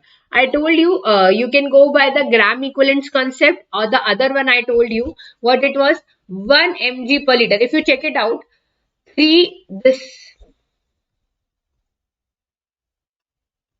it requires 3 calcium carbonate. A is equal to B, B is equal to C. So that means the 666 grams of, if you calculate the molecular weight, it comes out to be 666. So 666 grams per liter of alum requires 300 mg per liter of calcium carbonate. So 1 mg will require how much? So I already told you it's better to remember this. You will solve it quickly. So 1 mg per liter of alum requires 0.45 mg per liter of alkalinity as calcium carbonate. So how much alum is there, guys? 18 mg is there for 1 liter. So 18 mg will require how much amount of alkalinity? How much alkalinity is required by 18 mg? 18 into 0.45. It requires 8.1 mg per liter of alkalinity as calcium carbonate. But in the raw water, already 5 mg of alkalinity is present. So additional alkalinity required is how much? Additional alkalinity as calcium carbonate. 8.1 minus 5. That is 3.1 mg per liter as calcium carbonate. And you should also know that 1 mg per liter of calcium carbonate requires an addition of 0.56 mg per liter of calcium oxide. So 3.1 mg per liter of calcium carbonate will require how much? Oh, you got the answer. Let's check it out. 0.56 into 3.1. 1.736 mg per liter of calcium oxide. Now nothing to do. 1 liter 1.736 mg of calcium oxide is required. So how many liters are there? 40 million liters are there. Moreover, the calcium oxide is not pure.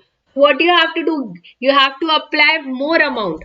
How much it is given? How much purity it is given? 85%. So divide by 85%. And 40 million liters. 40 into 10 raised to power 6 liters per day. First convert mg into kg, 10 raised to power minus 6 kg. Then day for 365, and for getting it in tons, divide by 1000. How much you are getting? 25.345. Final answer. Tons per year. Tons per year. Different answers. Uh, Calculation mistake. You guys haven't divided by 0.85 or what? Shailendra got the correct one. You guys haven't divided or what? Those who are giving me that answer. 29.818. Yeah. I think you guys have taken 100% purity. So just check it out. Tons per year. Okay. Fine. So C option will be the correct option. Fine. This one, I think you will do it quickly. Quickly, you will answer me fast.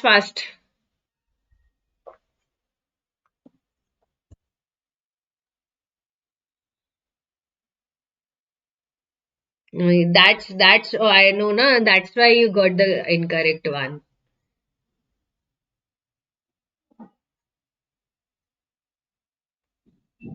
Nitrates, obviously toxic to infants, methemoglobinemia, arsenic hypertension. This is incorrect. Now I gave you one homework. Nitrates is not correctly matched, beta. Not. I gave you one homework. Just check it out and I'll reply to you in the comment section. Copper causes respiratory problems, yes or not? Just check it out. Fluoride, if excess is present, it will cause decolorization, mottling of teeth, that is fluorosis. Less is present, dental cavities, and it will basically it helps if less is there, which is not required below 1 ppm, it will be dental cavities, because you know fluoride is required for permanent growth of teeth in infants also. Okay, Ashish, let others work out, beta. You answer it here. That's not fair. Okay, guys. Now just check it out. A circular sedimentation. This is the last question of environment. Then we have hydrology and irrigation. A circular sedimentation tank needs to be designed to carry a discharge of 25 million liters per day. Find the dimension, height and diameter when the ratio of height to diameter is 1.5 and the detention time is given to you as 1.65 hours. So you know the volume formula. Volume is equal to what? Vomiting, diarrhea. That can also be there. What else? This question. Talk about this question first. Volume is equal to how much? D square 0.785 H plus 0.011 D. Okay. Now it is asking me volume is given to me directly in the question. No. But I know volume is equal to discharge into detention time. How much it is coming? 2.5 into 10 raised to power 6 liters per day. Liter I can convert it into meter cube. And detention time is 1.65 hours. 1 day is equal to 24 hours. Calculate the volume from here. Calculate the volume from here. How much it is coming, the volume?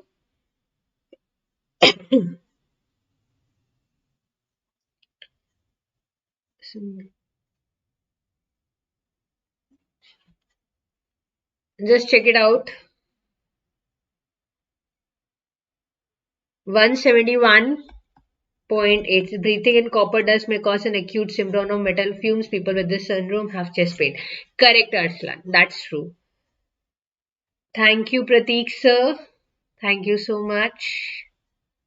171.875.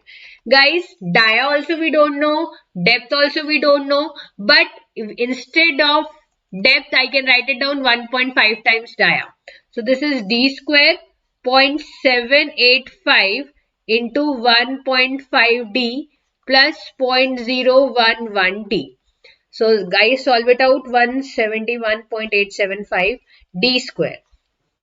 How much it will come? 1.5 into.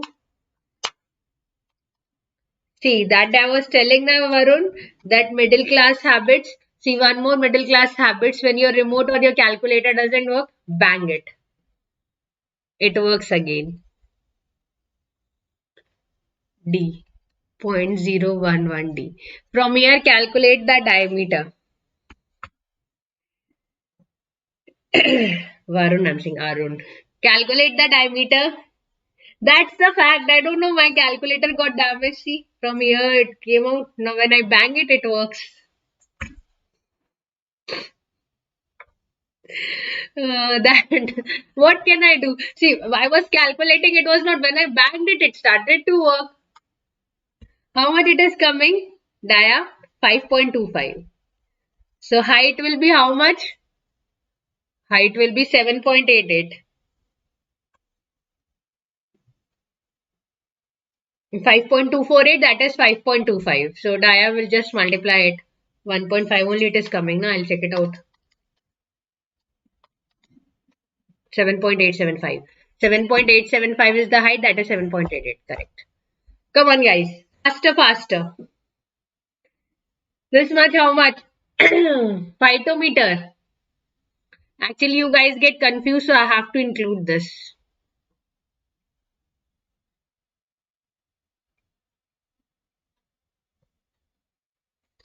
My God. My God.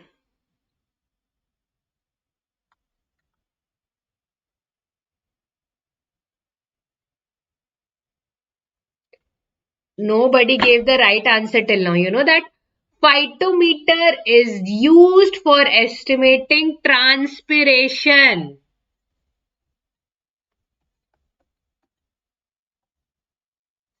Nobody. I thought that everybody will say, ma'am, what question you have taken, but nobody answered it only. My God. Manjeet, everybody, and lysometer is used. Lysimeter is used for evapotranspiration. And I'll tell you the detail, actual evapotranspiration. Why you guys answered wrong? Yeah, but in the question it is asking me phytometer. So if nobody answered it right initially. Phytometer is for transpiration. Evaporimeters like evaporation pans and all are for evaporation. Lysimeter is for evapotranspiration, to be precise, actual evapotranspiration. And for potential evapotranspiration, we have formulas, empirical formulas. Correct? Fine. Come on, guys. Match the following.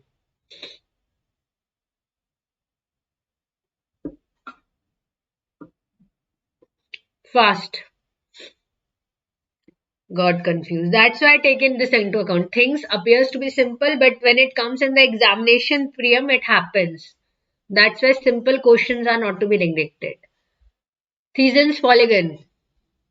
Thiesen's polygon area. So you can see average depth of rainfall over an area. Mass curve, accumulated rainfall and time. Hydrograph, intensity and time. In that curve, depth area duration curve. A falling curve.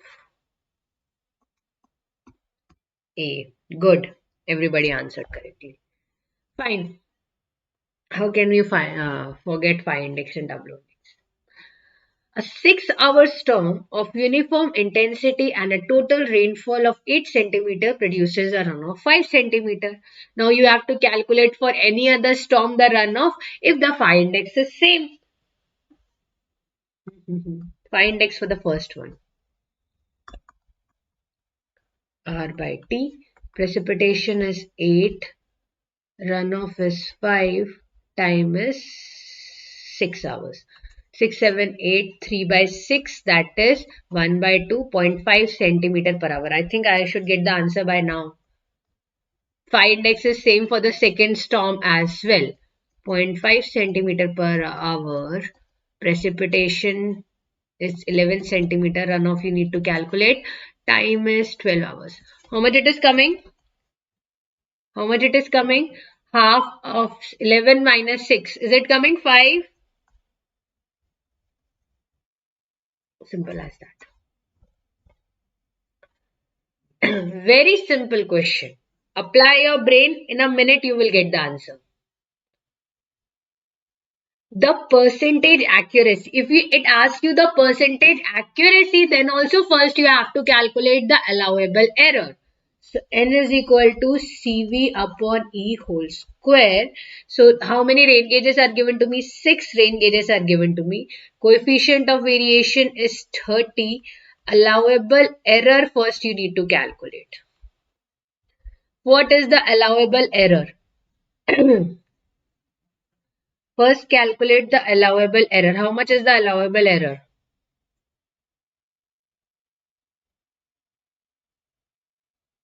Calculate and tell me. 6 to the power half and divided by 30. So 30 divided by 6 to the power half. 12.247. 12.247, that is 12.25. Remember, don't mark the answer 12.25 because it is not asking you the allowable error. It is asking you the percentage accuracy. So accuracy is 100 minus error. 100 minus 12. How much it is coming? No, you marked it also. That's why you deleted it, Ayan. 87.75 percentage. B. Correct? Come on. You guys tend to make mistakes, so I have to include it again and again and again. Net irrigation requirement of a crop.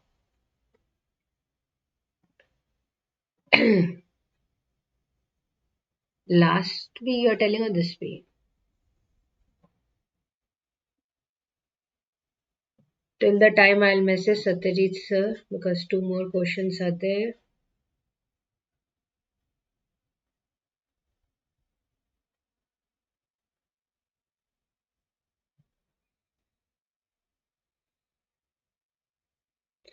See, very good. Net irrigation requirement is equal to consumptive irrigation requirement plus leaching requirement. Consumptive, this question at least you didn't let me down. Good. Because that phytometer one was a quite mini attack for me. A numerical question, but in the form of match the following.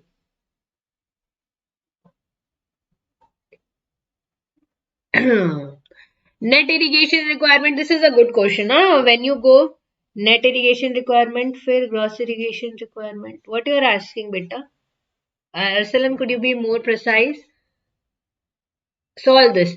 Net irrigation requirement, field irrigation requirement, gross irrigation requirement, all three you need to do. Right now only I told you net irrigation requirement is gross irrigation requirement plus leaching requirement.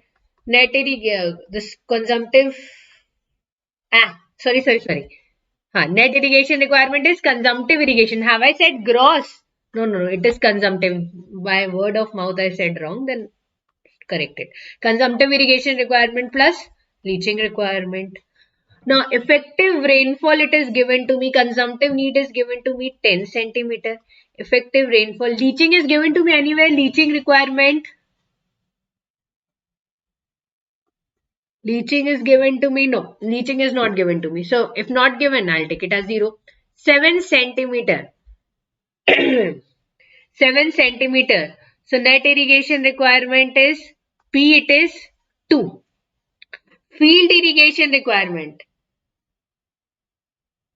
Explain little. You want me to explain you net irrigation, field irrigation. You are asking me that? Now, field irrigation requirement is how much? That is net irrigation requirement divided by water application efficiency. Arslan, you are asking me to explain you net irrigation, field irrigation or what? 7 centimeter is the net irrigation. Now, water application efficiency, water stored in the root zone of the crops to the water delivered in the field. Now, application efficiency is not given to me directly, but it has given me the losses. Out of 100%, if 20% is the losses, how much will be the efficiency? It is 80%. So you will write 0.80. How much it is coming? 7 divided by 0.80, how much it is coming? 8.75 centimeter. This is the field irrigation requirement. Gross irrigation requirement is equal to field irrigation requirement divided by conveyance efficiency. Field irrigation requirement came out to be 8.75 centimeter. Conveyance efficiency is not given to me directly, but losses is given to me. So 100 minus losses will give me the efficiency. How much it is coming? R, it is coming 10 centimeter? 10 centimeter. Correct. So Q is what? Q is 3 and R is 4. Okay. All this. Net irrigation requirement. How much amount of net water is required to be applied in the to be required? Okay. First, Arsalan, guys, everybody else solve this by the time I tell him. Okay.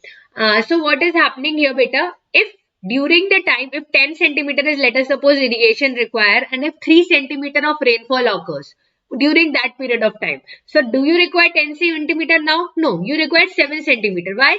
Because 3 centimeter is fulfilled by whom? By the rainfall. So net irrigation requirement will be consumptive irrigation requirement, from which consumptive irrigation requirement means the water which is needed for evaporation as well as the transpiration needs. So minus effective rainfall, and if in case salts and all are present, so to remove them also water is required. So that's why plus leaching required. Okay. Last question, Arun, then sir will be coming. By the time I'll call sir once and tell. Exit gradient.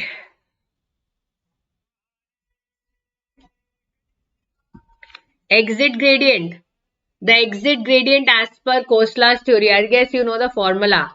H by D into 1 upon pi root lambda. Lambda is equal to 1 plus alpha square by 2, and alpha is B by D. Okay. Solve this. Alpha is equal to B by D, and the width is given to me horizontal floor 60, depth 6. So this is given to me 10.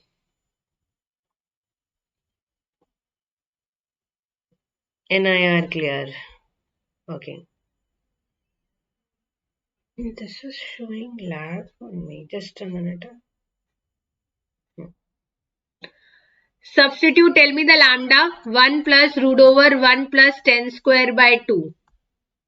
How much is the lambda coming? How much is the lambda coming?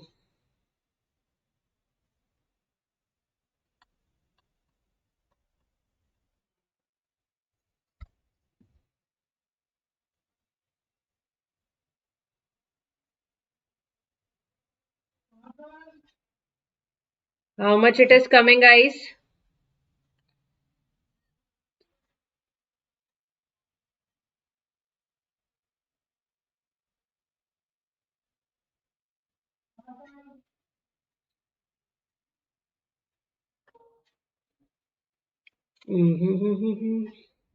I'll check the chat from here. 0.135 is lambda coming. No, tell me the value of lambda. You're telling me the answer. First, tell me the value of lambda. How much it is coming?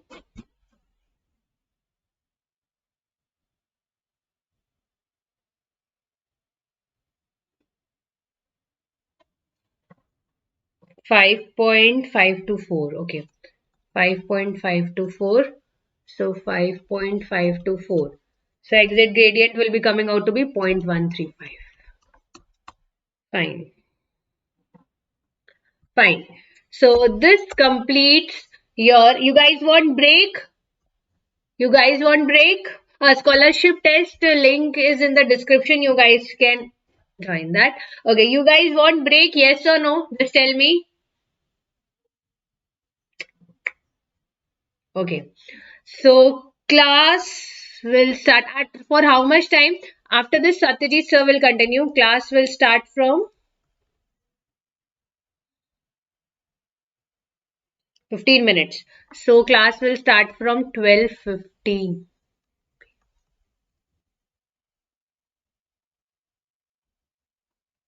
Okay? Fine. So after this, sir will continue. So guys, break time for you guys. Come again back, okay? Because exciting questions of steel, structure analysis, geotech, everything, and they are the expected questions are waiting for you. Okay? Fine. Arun and everybody promise and come back again. मैं deal करती हूँ hydrology irrigation open channel flow and environment okay so guys don't go anywhere, come back after the break.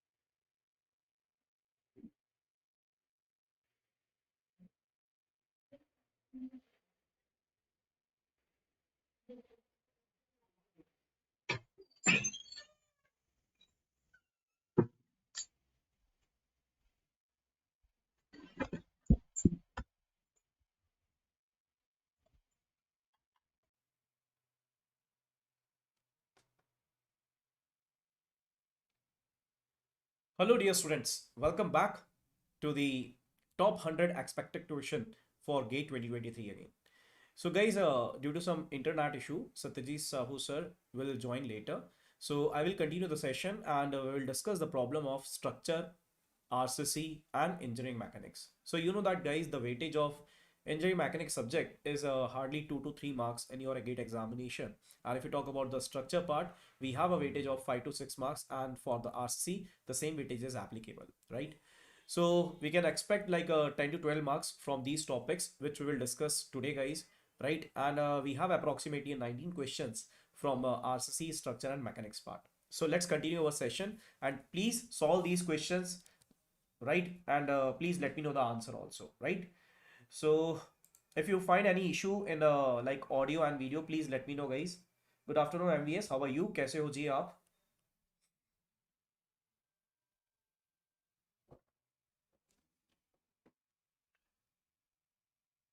Okay, so let's start it. Good afternoon, Swapnil.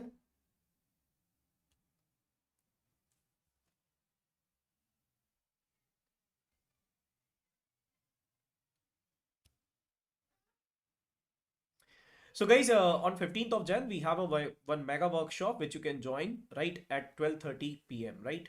And this mega workshop is basically on success mantra from a beginner to a topper in GATE 2024, which you can join on 15th of Jan, right? And guys, this is our schedule for Maha Marathon. As you know that this particular marathon is very helpful for all of you. And you know that, guys, in each and every marathon, you have already revised your subject completely. So the same type of revision you will get tomorrow also for the structure part, right, at 10 a.m. So kindly join that session and we'll discuss all the concepts from zero to hero for your structure part so that you can crack your gate examination with good score. Okay. So guys, after me, I think Abhinav sir will be there, right? He will take question number 25 to question number 100. Then I think Satyajit Sahu sir will join, right, in the last of the session, and he will discuss the rest of the questions, right? So let's start the session. This is our question number one, or you can say that the question number 55, right, which is based upon the engineering mechanics part, right? You know that, guys, in engineering mechanics, free vibration is a very, very, very, very, very, very important topic. You may expect in the gate examination such type of topic also. Okay. Good afternoon, Arun. Good afternoon. I'm also good, MVS. I'm also good. So please solve this problem and let me know the correct answer.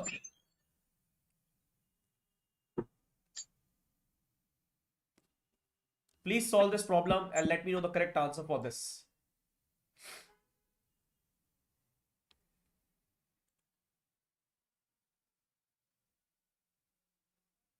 Hello, dear students. Welcome back to the top 100 expected tuition for gate 2023 again. So guys, due to Tell some me guys, internet issue, what should be the answer for this particular problem? later. So I will continue the A session cantilever and beam we'll discuss the of problem length of L structure, carries a mass RCC M and at engineering its mathematics. free So end, you know that which guys, is the weightage suspended of by a spring engineering of mathematics stiffness subject K, is as shown in the roughly 2 figure. to 3 marks and you Now will the get it for equation of addition. motion of the And if you system talk about the is structure what? part, we have a weightage of Good 5 to afternoon, 6 Arun. marks, and for the RCC, Tell me the guys, same weightage what will should be be the 5. equation of motion for So this we can particular expect problem? like 10 to 12 Do you marks remember for the these equation of topics, which motion we will discuss today, guys. for Right? free And vibration? we have Let me approximately write it 20 down. questions So from for free RCC vibration, structure and mechanics part. So let's free continue our session. vibration And please solve these questions. of single Right? degree of And freedom, please let me know the answer also. Right? the equation of So motion is if you m find any into issue x in the double dot audio and video, please let plus me know, guys. k Good afternoon, equivalent how are you? into कैसे हो जी आप? x, and it should be equal to 0.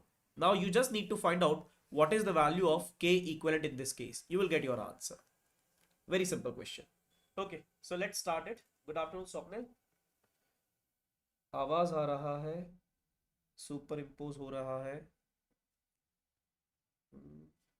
What is the problem, Arun? Please let me know, guys. So Audio guys, and video on is 15th of perfect. Jan, we have a To sound mixing. mega workshop Wait a which second, you can guys. join Just right let at me check it. 12:30 Let me PM, check right? it. And this mega workshop is basically on 7 success mantra Hello, hello, from hello, a hello. beginner to a topper in Gate 2024, which you can join on 15th of Jan, right? And guys, this is our schedule for Maha Marathon. As you know that this particular marathon is Okay. Now kindly check it. Now kindly check it.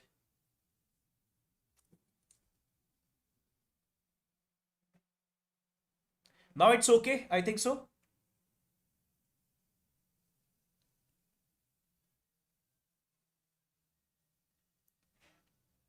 Okay, fine. So guys, this is a question number 55. And if you know the free vibration, right, then only you can solve this particular problem. But in this particular case, you just need to tell me what is the value of k equivalent so that we can put that k equivalent value in our equation to get the correct answer, right? So please tell me guys, which one is the correct answer for the question number 55? Question number 55. Do it guys and let me know the correct answer. Arun, Swapnil, Ayan, Ajay, Ashish, MVS. Do it guys quickly. And what should be the answer? Please let me know. Arsalan, very nice. D is the correct answer. Yes, D is the correct answer for the problem. Ayan, very nice. D is the correct answer for the problem. Very, very nice. So let's understand how we can solve this question. So guys, a system is given to us. Let's break it first. So this is one cantilever beam, as you can see here, and this is a spring part. So let's break this particular structure at this particular junction. Okay. So this is our portion of spring. And with this spring, we have a mass whose value is equal to m. Now, there are two things. One is basically beam part and second is basically our spring. So let us suppose guys, the stiffness of the spring is Ks and the stiffness of this particular beam is Kb. Okay. As you can see here, whatever tension force or whatever force is there guys, like in downward direction, the same amount of force is applicable in case of spring also. Correct? That means this value of force and this value of force is same. If the force is same, then such type of combination is known as series combination. If you have same amount of deflection, then in that case, it will be a parallel combination. Are you getting a point? Let me show you a parallel combination. Let us suppose this is a spring and this is another spring. And you are trying to apply some force over here. Now, whatever deflection which will occur in spring 1 and spring 2, that will be same. So that's why it is known as parallel combination. Getting a point? But in our case, this is a series combination. Now, if it is a series combination, how we can find out the k equivalent value? It will be written as 1 upon k equivalent is equal to 1 upon k beam plus 1 upon k spring. Now, let's take the LCM of this. So, 1 upon k equivalent is equal to 1 upon k beam into k spring plus k beam plus k spring. And the k equivalent value is equal to how much? It will be k beam into k spring divided by k beam plus k spring. This is the value of k equivalent. Now, after getting this guys, we need to find out the equation. So just put the value of k equivalent, you will get your answer. So m into x double dot plus K equivalent is equal to how much? This is the value. So K beam into K spring, sorry, plus K spring. Yes. K beam plus K spring divided by K beam plus K spring and multiply by X. And it should be equal to 0. So that's why guys, D is the correct answer for this particular problem. I hope all of you are able to understand this concept very well. Okay. Let's move to the next question, which is basically a MSQ type question. Okay. Kindly read the statement, each and every statement, very important. Then let me know what will be the correct answer for this. Do it guys. It is MSQ, MSQ, MSQ. MSQ type of problem. MSQ.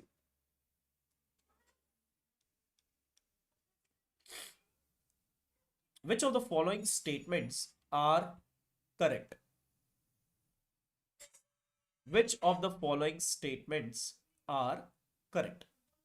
So as per first statement, when there is a reduction in the amplitude over every cycle of vibration, then the body is said to have damped vibration. And the second one is, when there is a constant amplitude over the every cycle of vibration, then the body is said to have undamped vibration. Then the next one is basically the equation of single degree of freedom free vibration. And the last one is basically a relation of K equivalent when you have a series or parallel combination, right? So please let me know guys, which of the following statements are correct. C and D, okay? Kindly see the option very carefully, right? Arun?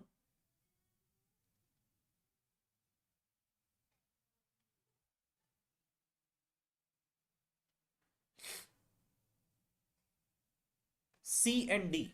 Okay guys, let's understand what it is exactly. Okay. So in case of damped vibration, what will happen? This is the graph of displacement versus time. This is basically time and this is our displacement values. Displacement value. Let us consider this is 0.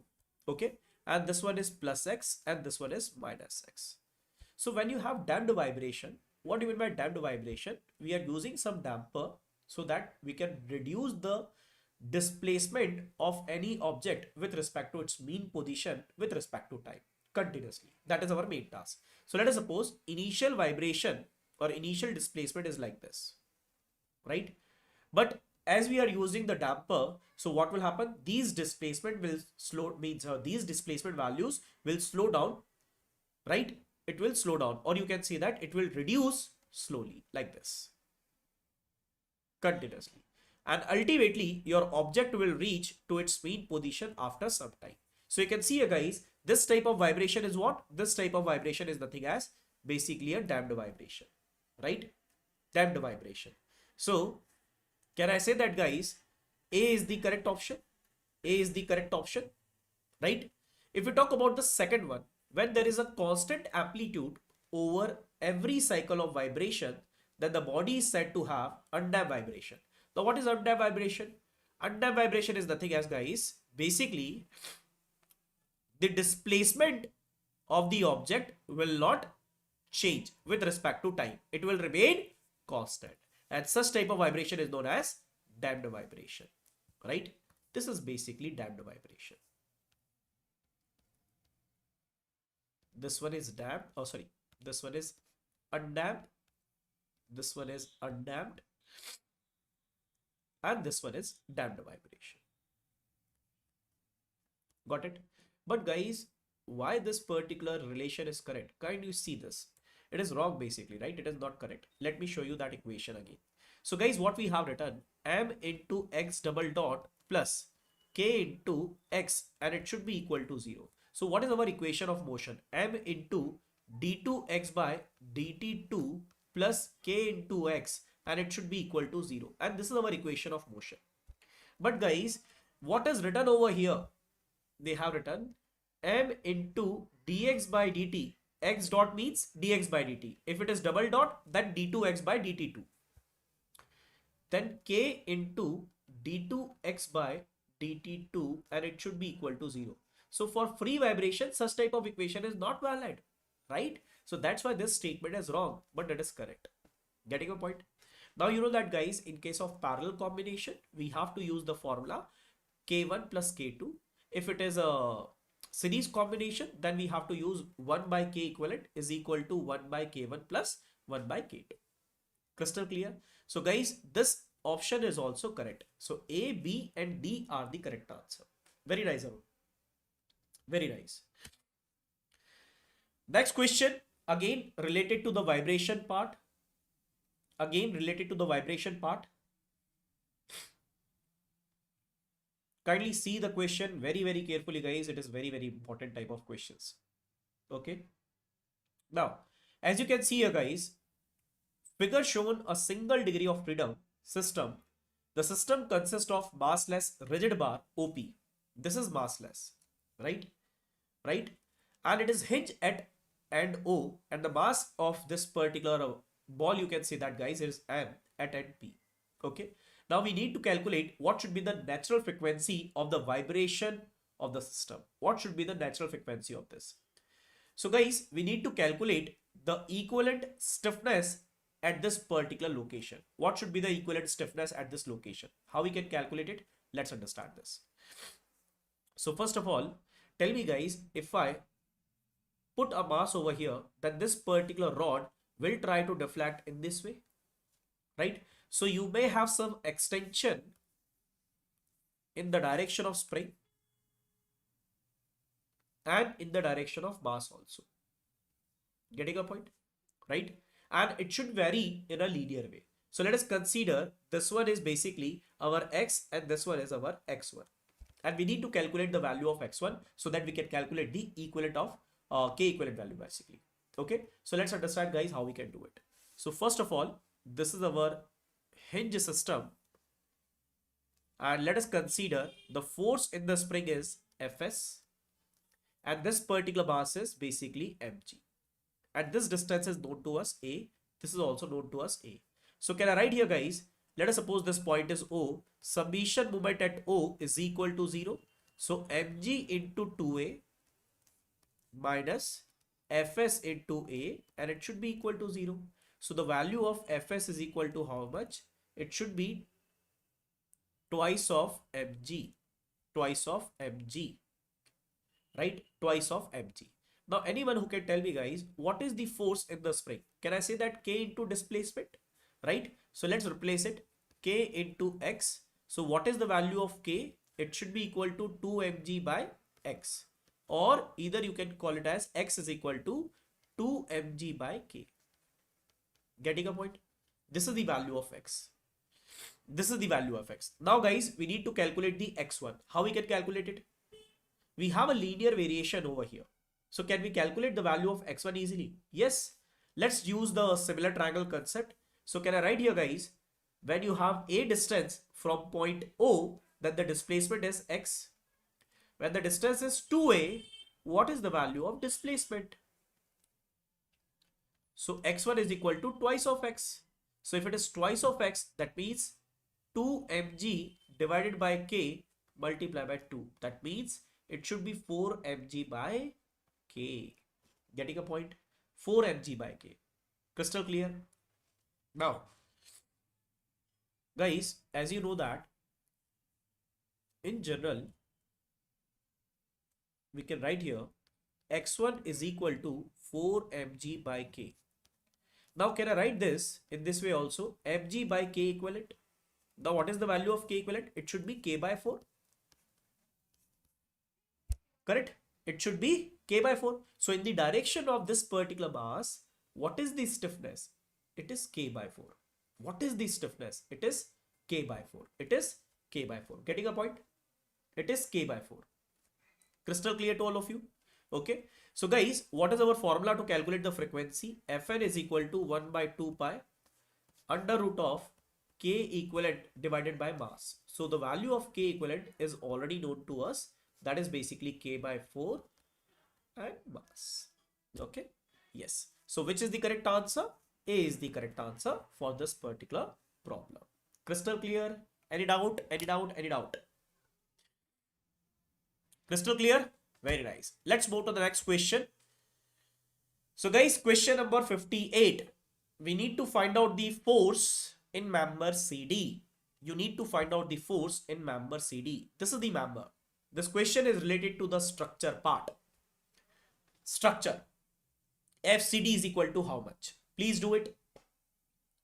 FCD is equal to how much? A UDL is placed on the portion of EF member, or you can say that on the complete member of EF.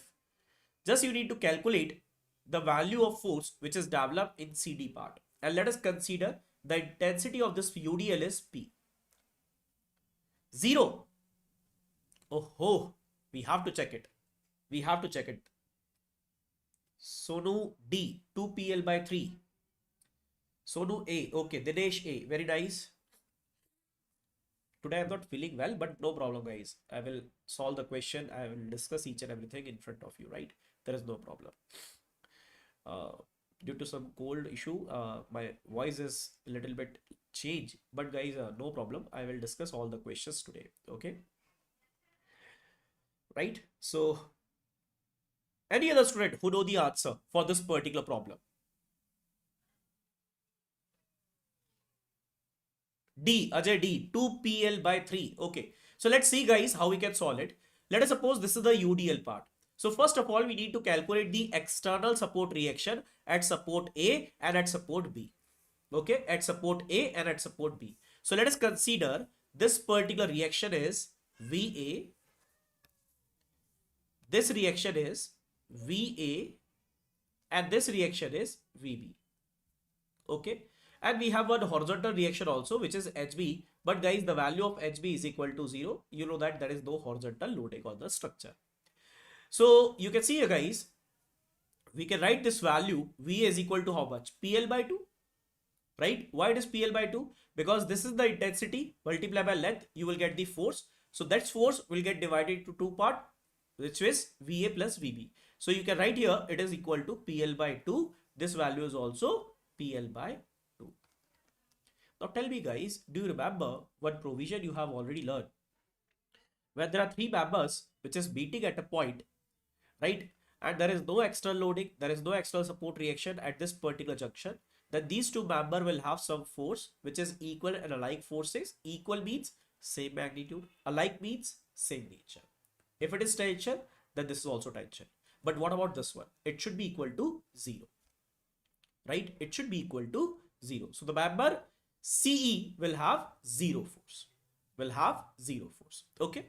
Now guys, as you can see here, this length is L. This length is also L. So we can write here this angle is 45 degree. So let's find out what is the force in member AC.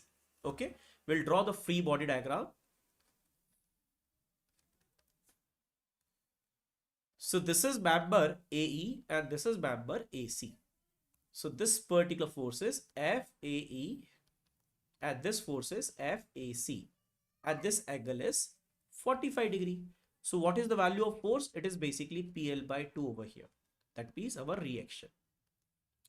So let's write down summation Fy is equal to 0 and summation Fx is equal to 0. Summation Fy is equal to 0. So if summation Fy is equal to 0, that means FAE sine 45 degree plus VA is equal to 0. The value of VA is equal to how much? It is PL by 2. So FAE multiplied by 1 by root 2. It should be equal to minus PL by 2. We can cancel it. It will become root 2. So FAE will be minus PL by root 2. This is the value of FAE. Now let's calculate the value of FAC. So how we can write it? Summation Fx is equal to 0. If summation Fx is equal to 0, that means FAC plus FAE cos 45 degree and it should be 0. Okay, right. So FAC we have to calculate. FA is equal to how much? Minus PL by root 2 multiplied by 1 by root 2 and it should be equal to 0. So FAC is equal to PL by 2 and this is our answer. Correct? So tell me guys, AC is equal to what? PL by 2. So as we have discussed, if the force in member AC is PL by 2, then the force in CD member will also be PL by 2. And that's why the correct answer is A. Yes or no? Please let me know, guys. Yes or no? Very nice, Swapnil. Very nice, Arsalan.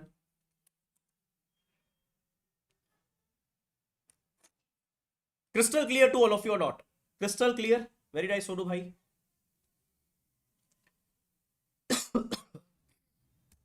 Okay. So let's move to the next question, guys. Next question.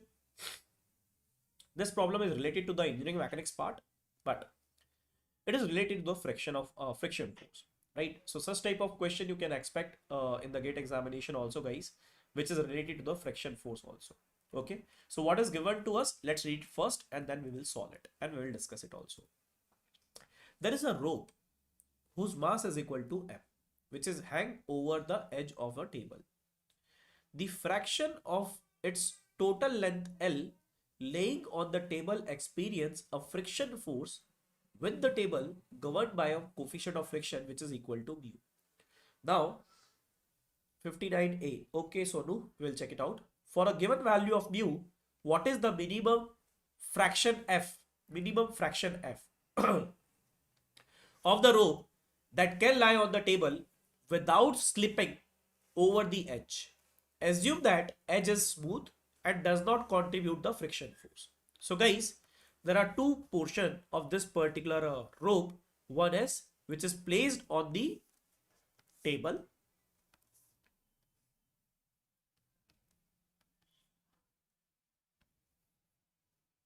Let us consider this portion is L1 and this portion is, let us consider total length is L. So this portion is L minus L1.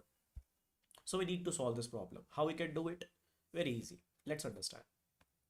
So guys, let us suppose the weight of the rope is W when the length is L. But let us consider if the length is small l, then what is the weight of it? Let us consider small w. So small w is equal to how much? Capital W multiplied by L1 divided by L. This is the value of small w. That means the weight of this particular portion which is placed on the table. Getting a point? Okay.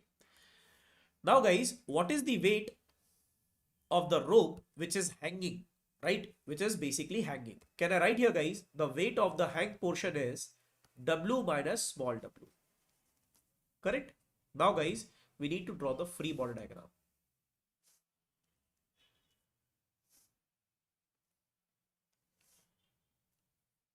This is the portion which is hanging and this is the portion which is placed on the table. Now tell me guys, the weight of this hang portion will be equal to how much? It will be equal to W minus small w. W minus small w. Now let us consider the tension forces developed in this particular part, which is basically T. The same amount of tension force will be developed in this particular portion also. As per our Newton third law, every action has equal and opposite reaction. We know that guys, this rope is placed on the table, so we will have a normal reaction also which act in the upward direction. Let us consider that normal reaction is N, and we have a friction force also which will act in the backward direction, and that will be Fr. And the weight of this particular rope is equal to small w. So first we'll solve this particular part, then we'll come back to this one. Okay. So guys, for this particular portion, can we write summation Fy is equal to 0? That means N minus W is equal to 0. So N is equal to small w. Then we'll write summation Fx is equal to 0. That means T minus Fr is equal to 0. So T minus Fr is equal to mu times N, and it should be equal to 0. So the tension force is equal to mu times N. N is equal to how much? It should be equal to W. So this is one of the relation which we are getting. But what about the second part? So guys, if you use the second part, we can write here summation Fy is equal to 0. That means T minus W minus small w is equal to 0. That means T is equal to W minus small w. So this relation we can also write. Now guys, just we have to equate both of them and we'll get our answer, right? So let's equate it. So this value is mu w and this value is w minus w. Okay, so we can write here mu into w plus w is equal to capital W. So we'll write small w is equal to capital W divided by 1 plus mu. And this is the weight which is placed on the table. Getting a point? But the question is, we need to find out the fraction. What is the minimum fraction of the rope which can placed on the table so that it will not slip? So we need to calculate the value of F. How we can calculate it? It is very easy. Bacha log, you know that. How we can calculate the fraction? Can I write here small w divided by capital W? In this way we can calculate the fraction, yes or no? Can we calculate the fraction in this way? Yes. So let's put the value. So capital W divided by 1 plus mu divided by W. You can cancel this. You will get the fraction which is 1 divided by 1 plus mu. And this will be our answer. So let's see guys, which is the correct answer? Which is the correct answer? A is the correct answer for the problem. Yes or no? Tell me. A is the correct answer for the problem. Very nice, Swapnil. Very nice, Dinesh. I hope all of you are able to understand this. Now let's move to the next question, which is related to the RCC. But this question is MSQ. So tell me the correct answer for this.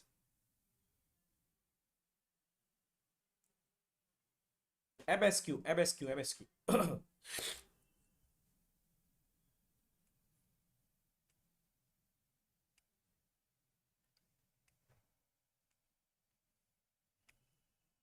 In a pre-stressed concrete beam section shown in the given figure, all the dimensions are in mm.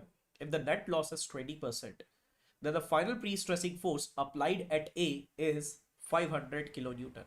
Now you just need to tell me the initial extreme fiber stress at the top fiber, the final extreme stress at the bottom fiber, the final stress at the top fiber is 0 when greater than, means when E is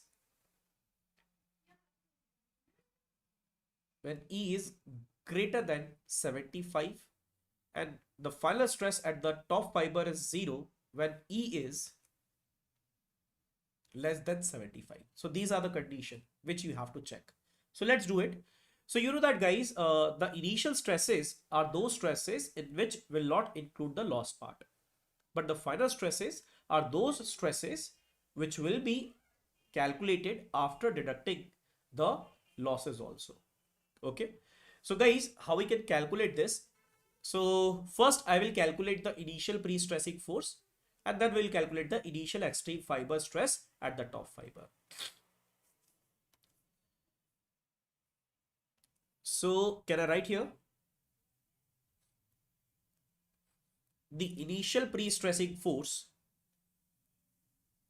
P naught is equal to how much? That we have to calculate. So PF is equal to how much? Final pre-stressing force is equal to how much? It is 500 kilonewton. Right? And the loss is 20%.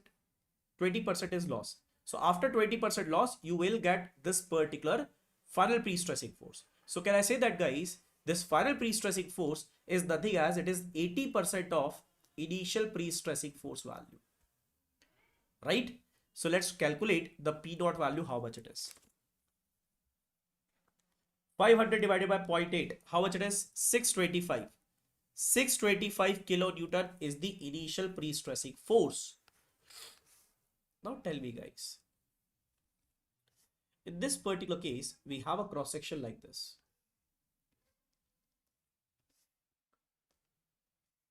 And our cable is present at an eccentricity of E whose value is equal to 75 mm. Now guys, there are two types of stress which will be there. One is direct stress, P by A, and second is bending stress, and that bending stress will be like this, in which tension will be at the top and compression will be at the bottom.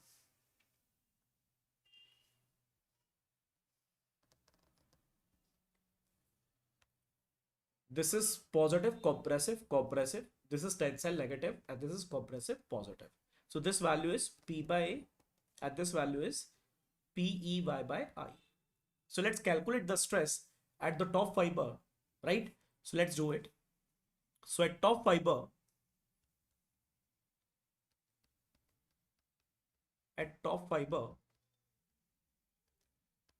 what is our stress? It will be P by A minus PEY by I. So what is the value of P? P is equal to 625 multiplied by 10 raised to power 3. What is the cross section area? It is 250 cross 300.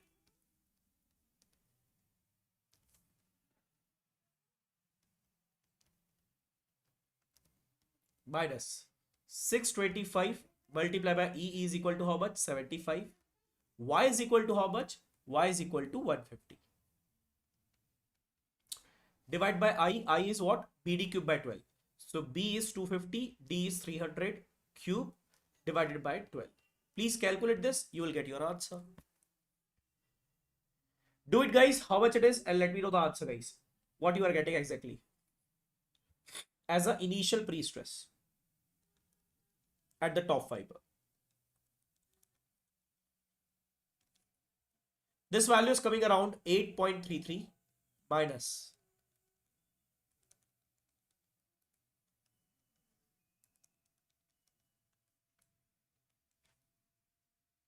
and this value is 0.0125. Calculate it. How much it is? How much you are getting? Sorry, it should be 12 point something because this is 625.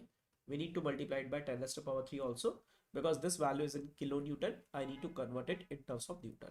So this value is coming around 12.5, right? So if you calculate it, it will become minus 4.17 megapascal. Very nice, Swapnil. So the first answer is wrong. Can I say that? First answer is wrong because the initial pre-stress at the top fiber is not minus 0.33. Minus 3.33. It is basically minus 4.17. Okay. So let's calculate the final stress at the bottom fiber. How much it is? Okay. Let's do it.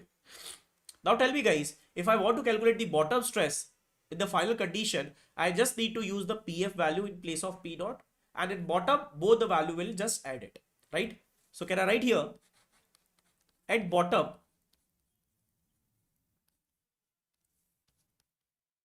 final stress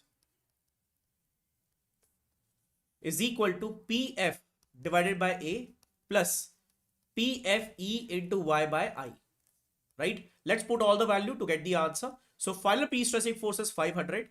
500 into 10 raised to power 3 divided by area. Area is how much? 250 cross 300 plus again 500 multiplied by 10 raised to power 3. Eccentricity is 75. Y is 150. I is how much? 250 multiplied by 300 cube divided by 12. So kindly solve this and get the answer. How much it is? How much it is? Ursula, 20.83 megapascal at the top and the bottom respectively. Okay, MVS, yes. E is equal to 50. Then the stress at the top is 0. Okay. So we need to check which option is correct. Okay, we'll check it out. So what is the value which you are getting over here? How much you are getting for this? 500 multiplied by 10 raised to power 3 divided by 250 and 300. So this value is coming out 6.67 plus the second one.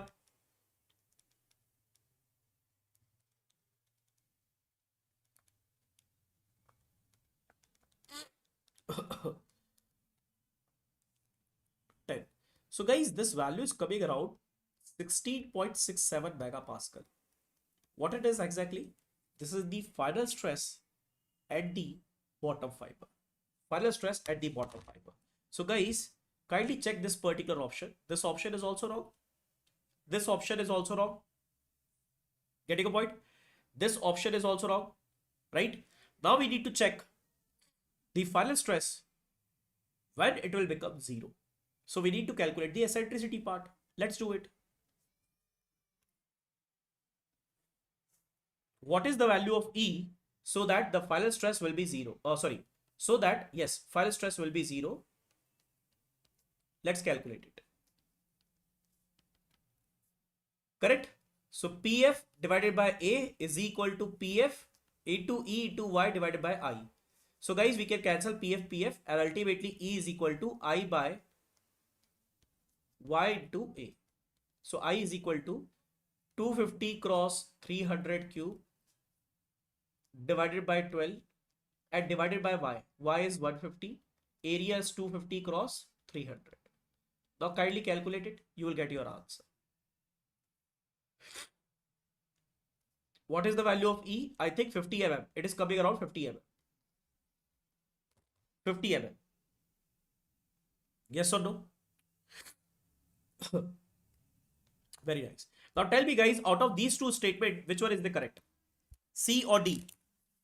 Out of these two statements, which one is correct? C or D? Tell me. C or D?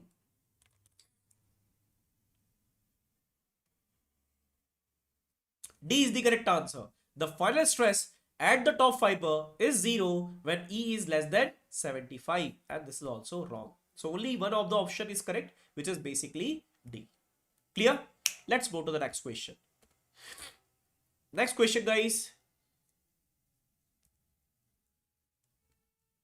Yes. What is this question exactly? We need to calculate the depth of neutral axis from the compression fiber for the given condition. Now guys, this is a really good question. How we can solve this particular problem? Let's understand it. Because in this particular case, you are not able to apply the direct formula, which is basically 0.36 FCK is FCK into XU, B into XU is equal to 0.87 FI into AST. We are not able to apply it. In this case, particular case, we need to design our own formula. According to our condition, the total C force is equal to total T force. By using that, you have to solve this problem. Getting a point? So let's do it. How we can solve it? Let's understand. So you need to consider this is our stress versus strain diagram for our concrete part. And the partial factor of safety is 1 for concrete. That means in place of 1.5, we will use 1 as a factor of safety. Now it is under reinforced concrete section whose dimension is 300 cross 500 mm as an effective depth. There are 3 reinforcement whose grade is 415 and dia is 16 mm. Right? We just need to calculate the depth of neutral axis from the compression fiber. Right? So let's do it, guys. How we can do it? Let me show you the calculation part. Let us consider this is our stress versus strain diagram.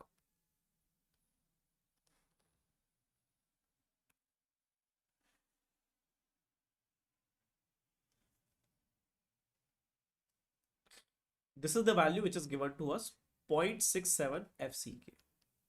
Okay. And this value is basically 0.87 FY. We know that, right? And the cross section of the BB is also given to us.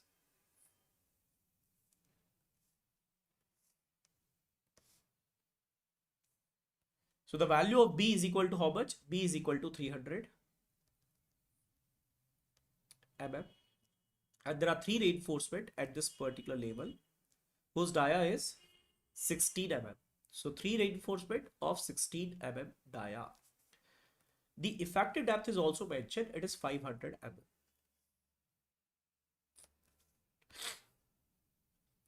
D is equal to 500 mm. Okay. Now guys, the question is, we know the strain diagram also.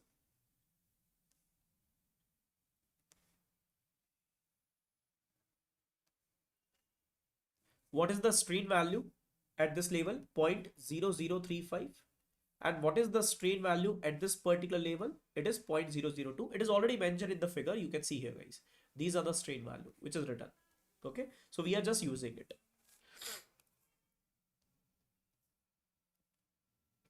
So this value is 0.002.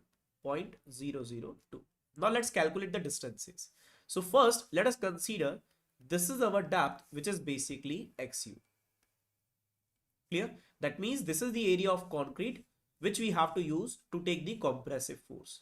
Now you know that guys, the concrete which is available on the tension side is not to be useful to take any kind of force. Clear? So we will remove it. Okay, sir. Now guys, you can see here this is XU. So let's calculate these distances. Let us consider this one is X1 and this one is X2. This one is X1 and this one is X2. How we can calculate? By taking the ratio of it. So guys, when we have strain 0.0035, the distance is XU. Let us consider the strain is 0.002. What is the distance over here? It will be X2. So X2 is equal to 0.002 divided by 0.0035 multiplied by XU. Multiply by XU. So what is this ratio? 4/7? Yes, 4/7. So we are getting a value of 4/7 XU. So this is the value of X2. This value is 4/7 XU. If it is 4/7, XU minus this, you will get 3/7 XU. 3/7 XU. Clear? That means this distance and this distance. Now we know it. This is X2 and this is X1. Now let's calculate the forces. What is the value of C1 and what is the value of C2? Let us consider this is C1 force and this is C2 force. How we can calculate? Very easy. Very easy. What is the value of C1 force? C1 force will be average of the stress. What is the value of average stress? 0.67 FCK plus 0.67 FCK divided by 2. This is the average stress. Multiply by area. Area is what? Or you can write here guys, area of the stress diagram multiply by the width of the beam at that level. So what is the area of the stress diagram? 0.67 FCK multiply by X1. Let's write in this way. It will be much better for you guys so that you can write it down easily. What is the area of the stress diagram? We can write here 0.67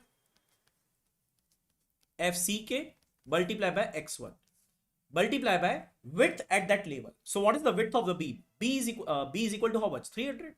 So we'll write here guys B directly. So 0.67 FCK is 20. Let's check it once. Yes, it is 20. X1 is equal to how much? X1 is equal to 3/7 XU. Okay, we will write it down. 3/7 XU. What is the value of B? B is how much? 300. So please calculate this value, how much you are getting as a C1 force.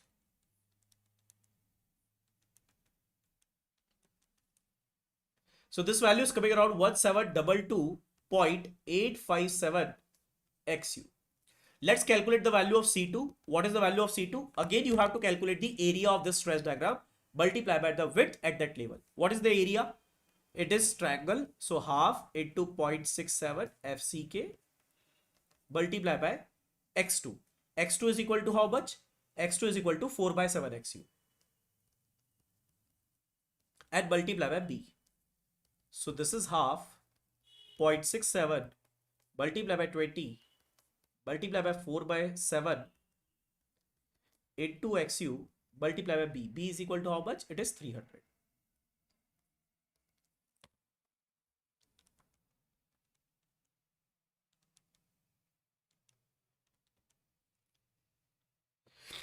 $75. Very nice. Very nice, Arsalan.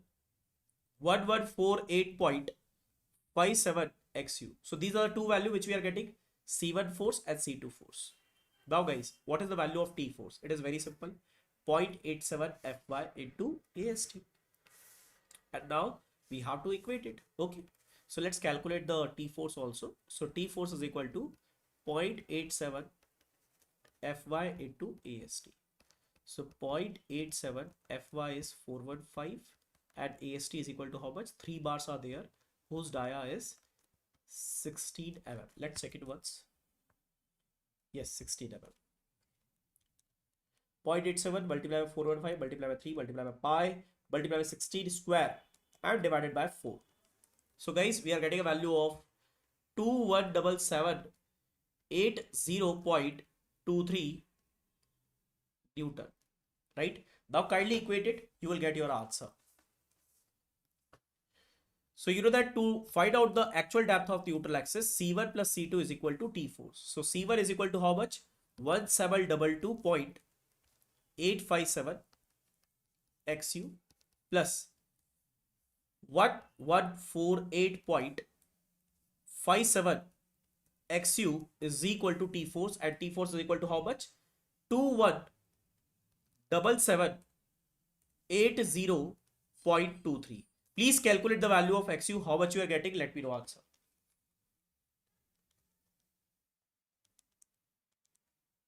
How much it is?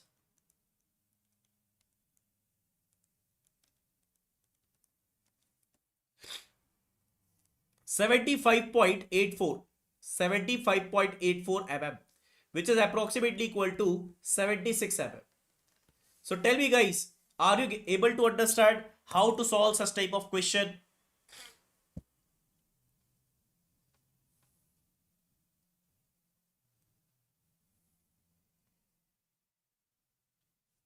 Tell me. Crystal clear? Now tell me guys, which is the correct answer? A, B, C, D. 76 mm. 76 mm is the correct answer. A is the correct answer. Crystal clear?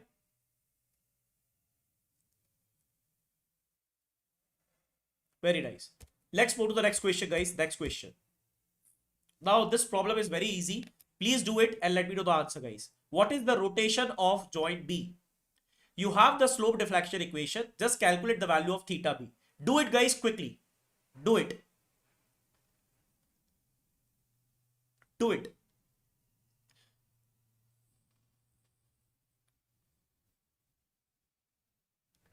At joint B, what are the members? BD. If you don't want to draw the figure, still you can solve the problem. How you can do it? FBD, FBA, and FBC. So summation of these three values should be equal to 0. And we'll get our answer. That is basically theta B. So do it, guys, and let me know the answer.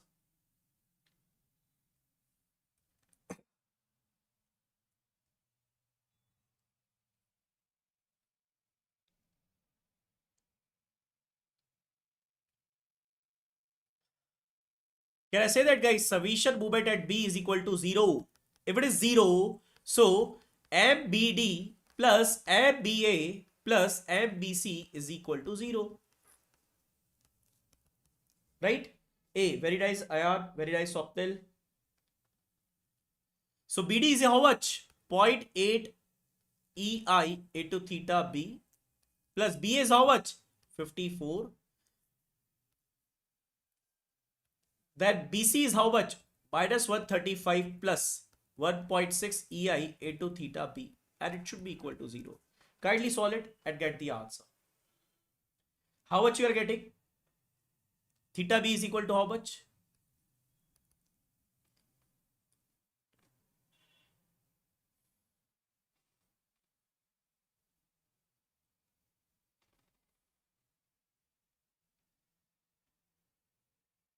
It is A or it is B? It is A or it is B?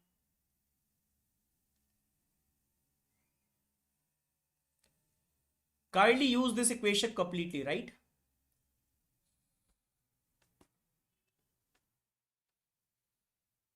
Tell me, guys.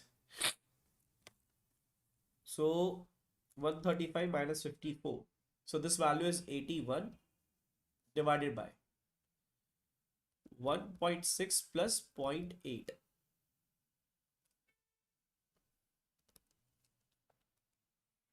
81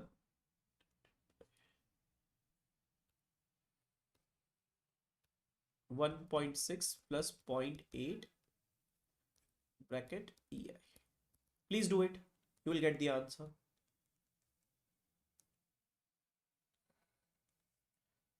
So guys, this value is coming around 33.75 divided by EI. Kindly check it. What you have done here? Okay. Swapnil, Ayan, Dinesh, you are writing the answer of previous question, I think, right? That's my mistake. No problem. But let me know, guys, this is the correct answer for this question. For 62, the answer should be B. Please write down. For question number 62, what should be the answer? It's B. Yes, it's B. 33.75. Okay. That means I got your answer a little bit late in the chat box. No problem, guys. Okay, so let's move to the next question, guys. 63. Let's do it quickly. Okay, question number 63. Question number 63. Question number 63. Question number 63. Question number 63. Very nice, Arsalan, Dinesh, and Ayan. Now tell me, guys, for question number 63, which is the correct answer? Which is the correct answer? What is the question over here? Consider only flexure deformation, which is the stiffness matrix for the plane frame as shown in the figure, right? This is our figure. We need to find out the stiffness matrix, right? So what is the order of stiffness matrix in this case? Only two coordinate direction are there, 1 and 2. So we can write here our order will be 2 cross 2. So the elements are 4, K11, K12, K21 and K22. Now you know that, guys, the property of matrix, any kind of matrix, is what? Diagonal element should be positive. Diagonally opposite element are always same, right? And it is a square matrix. So these are the basic properties. But what we have written in the option, let's see, guys. It is 4 and 4, it is 3, 3. Okay. That means all the options can be possible because all the options are trying to satisfy the general property of matrix, right? So guys, that means the diagonal elements are positive, you can see here, and diagonally opposite element are also same. So we are not able to ignore any of the option, because sometimes what we have seen, guys, some of the option you can cancel directly without reading the question. Also you can cancel them. Why? Because those option will not follow the fundamental properties, right? That's why you can cancel them. And if you cancel them, sometime we may get the answer also directly without reading the question, right? So if it is your luck, then you will get such type of question. If you may have a different type of question, that means in all the options you the property is satisfied. So guys, you need to calculate it now. Okay, so let's do it. How we can do it? Let's understand. So guys, let's check which particular option will be correct. So as per our stiffness matrix condition, we need to give unit rotation in direction 1 only and lock other given coordinate direction and find out the force developed in direction 1 and direction 2. Clear? Okay. So guys, this is the figure. Let's lock this particular end because this is the direction 2. We need to lock it. Okay. And give unit rotation in direction 1 only. Give unit rotation in direction 1 only. Okay. So guys, if you give the unit rotation to this, then the deflected shape will be like this. Correct? Now, tell me, guys, what is the force which is applied at this particular end so that this joint will rotate by theta is equal to 1? It is nothing else, it is basically summation K. And this summation K is nothing as sum of stiffness of these two member, right? Then only this particular theta will become 1. Okay. Now, this element is nothing as basically K11. So let's calculate the K11 value and we'll get our answer, I think so. So summation K is equal to how much? Stiffness of this member will be 4 EI by this length is 6 meter. Let me write it down. And this length is how much? 4 meter. So we'll write here Faraday's fix 4 EI. What is the value of EI for this? It is 3 EI. So 4 into 3 EI divided by 6 plus 4 into EI for this is EI only. 4 EI divided by 4. Please calculate this, how much it is. 4 into 3 divided by 6 plus 4 divided by 4. Okay. So we are getting a value of 3 EI basically. So the K11 value will be 3 EI. Now tell me, guys, which option will have K11 as a 3 EI? Only single option is there. That's why B is the correct answer. That's why B is the correct answer for the problem. B is the correct answer for the problem. 3EI. B is the correct answer. B is the correct answer. Let's move to the next question. Please tell me what is the value of DS and what is the value of DK. Quickly, guys, do it. What is the value of DS and what is the value of DK?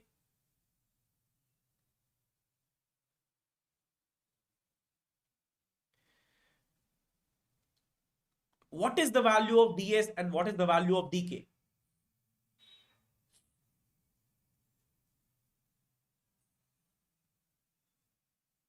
Static indeterminacy and kinematic indeterminacy.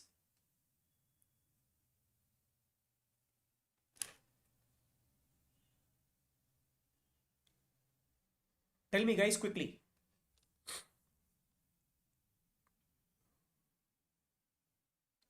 Guys, it is very simple. You know that at this support we have 3 reaction. At this particular one we have 1 reaction, 1 reaction. So the value of DSE is equal to how much? It is RE minus 3. So RE is equal to how much? 5 minus 3. It should be equal to 2. Okay, DSE is 2. What about DSI? Kindly count the closed loop 1, 2 and 3. 4. Okay, so 3 into 4 it should be equal to 12. So 12 plus 2 it is equal to how much? 14. So this option and this option can be possible, right? You can cancel A and C very easily. Now, what is the value of DK? So, DK formula will be 3J minus RE minus NR plus RR. Now, guys, how many joints we have? 1, 2, 3, 4, 5, 6, 7, 8, 9, 10, 11, 12. What is the number of reactions? 5. What is the value of NR? Ignore axial deformation. So, how many members we have? 1, 2, 3, 4, 5, 6, 7, 8, 9, 10, 11, 12, 13, 14, 15. Number of reaction it is 0. So kindly solve it. How much you are getting? 3 into 12 minus 5 minus 15. So guys, this value is coming around 16. Okay, very nice. So B is the correct answer. DK is equal to 16 and DSI is equal to, sorry, DS is equal to 40. Crystal clear to all of you? Let's move to the next question. Let's move to the next question, guys. Next question. Tell me the answer for this. Tell me the answer for this. How much is the effective stress which is left in the steel if you have permanent negative strain due to the shrinkage which is equal to 0.0008? Okay, do it guys and let me know the answer. Can we calculate the loss of pre-stress? Can we calculate the loss of pre-stress due to the negative permanent strain due to shrinkage? So shrinkage strain multiplied by ES value. So shrinkage strain is 0.008. Wait a minute. Let me rub it. This is the strain value which is given to us, right? And multiply by ES value which is 200 into 10 raised to power. This is megapascal, right? So don't convert it.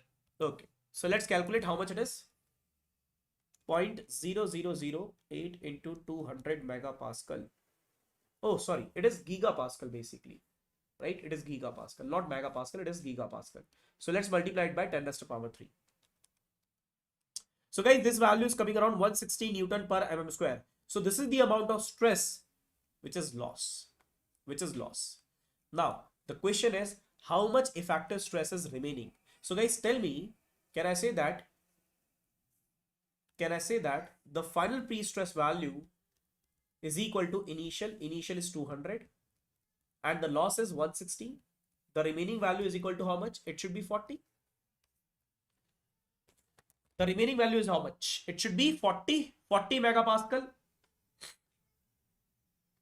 You need to calculate the remaining value, not the loss value. Remaining value you have to calculate. Clear?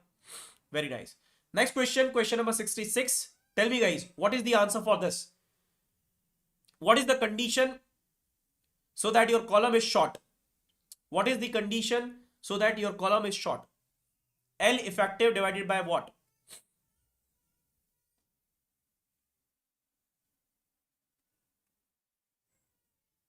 C. Yes, both the conditions are true. L effective divided by B or D should be less than 12. Then this is the condition in which our column will be the short column. Crystal clear? Very nice. Let's move to the next question, guys. Next question. Do it quickly. Next question. Consider the following statement. This is the statement number 1. This is the statement number 2. And this is the statement number 3. Right? Kindly read it. This is statement number 1. Then we have statement number 2. This is statement number 2. And this one is statement number 3. Tell me guys, which of the following options are correct? Do it and let me know the answer. In an under reinforced concrete beam, the actual depth of neutral axis is more than critical depth of neutral axis. The value of XA is greater than XC in case of under reinforced section. Statement number 1 is correct or wrong? Statement number 1 is wrong or correct? It is wrong. It is wrong. It is wrong. Right? Statement number 2. The concrete reach ultimate stress prior to the steel reaching the ultimate stress. Guys, in case of under reinforced section, which particular material will fail? It is basically steel, not the concrete, right?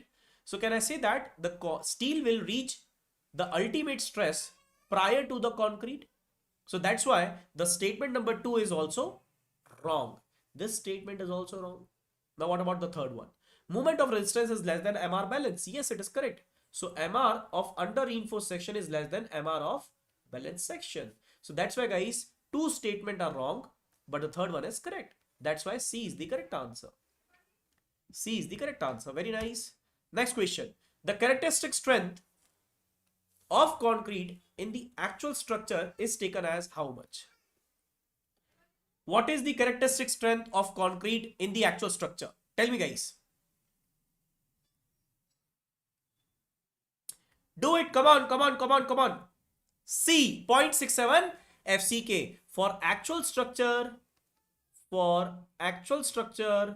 this is the value.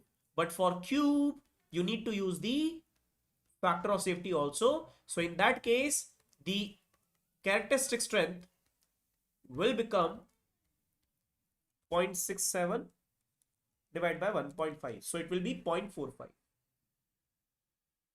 FCK. But this value is valid for cube. Sorry. Yes. Sorry for this. Guys, for the actual structure, the characteristic strength is 0.67 FCK. Why it is 0.67 FCK? That is the permissible stress which we have written earlier, right? But let me explain it. For cube, the characteristic strength will be FCK. For cube, it will be FCK. But guys, for actual structure, we have 0.67 FCK. Why it is so? Because this is the uncertainty factor.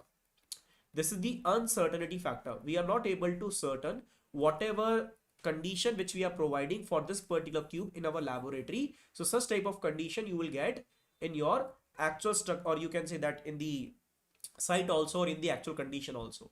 That's why we have to use an uncertainty factor which is basically 0.67, and that's why the C is the correct answer, right? C is the correct answer. Next question. Next question. For a simply supported slab of span 12 meter as per limit state of serviceability, the minimum effective depth required, you need to calculate the value of minimum effective depth. What is the formula? Span by D value should be less than or equal to A value, right? But you know that guys, this formula is valid only when the span is less than or equal to 10 meter. But if it is greater than 10 meter, you need to multiply a factor which is basically 10 by span, right? So let's calculate what is the value of D which is required. So guys, span is equal to how much? 12 meter divided by D. D is not known to us. Less than or equal to. What is the value of A value for simply supported? It should be 20. Multiply by 10 divided by 12. Let's calculate the D requirement. But this value will come in terms of meter right now, okay? So guys, this value is coming around. It should be greater than or equal to 0.72 meter. 0.72 meter. Now tell me which option can be correct. Which option can be correct? Which option can be correct? Ashish 10. Okay. Which option can be correct? A, B, C, D. Tell me guys quickly. A, 720 mm.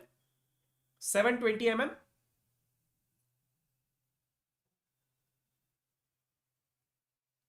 Very nice, very nice, very nice, very nice. 720 mm is the correct answer. Okay, next question, guys. Next question. Again, a simple one, but a little bit calculative.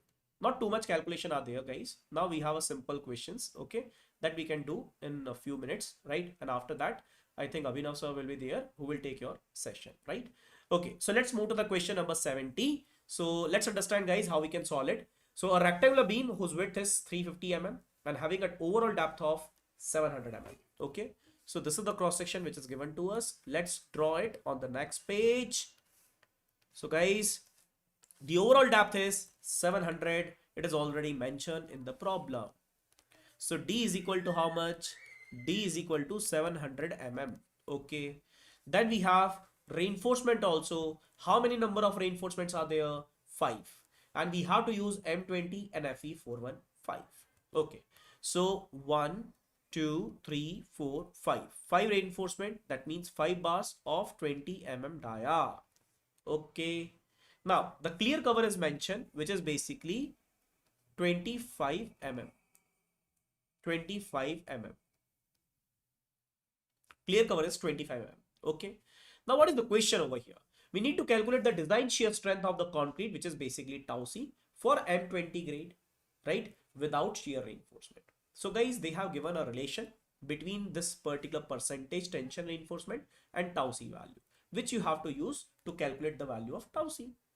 Clear? Let's do it. So first we have to calculate the value of effective depth, small d, so that we can calculate the percentage of reinforcement. What is the value of small d?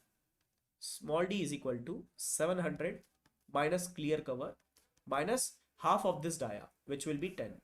So guys, how much it is? It will be 665 mm.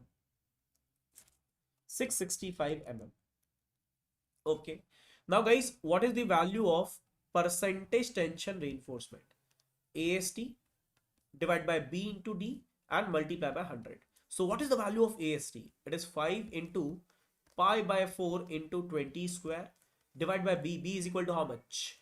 It is mentioned on the question, right? 350. 350 mm is the B. 350 multiplied by 665 multiplied by 100. How much you are getting, guys? Kindly check it. Are you getting this value 0.675 in terms of percentage? 0.675 in terms of percentage. Getting this?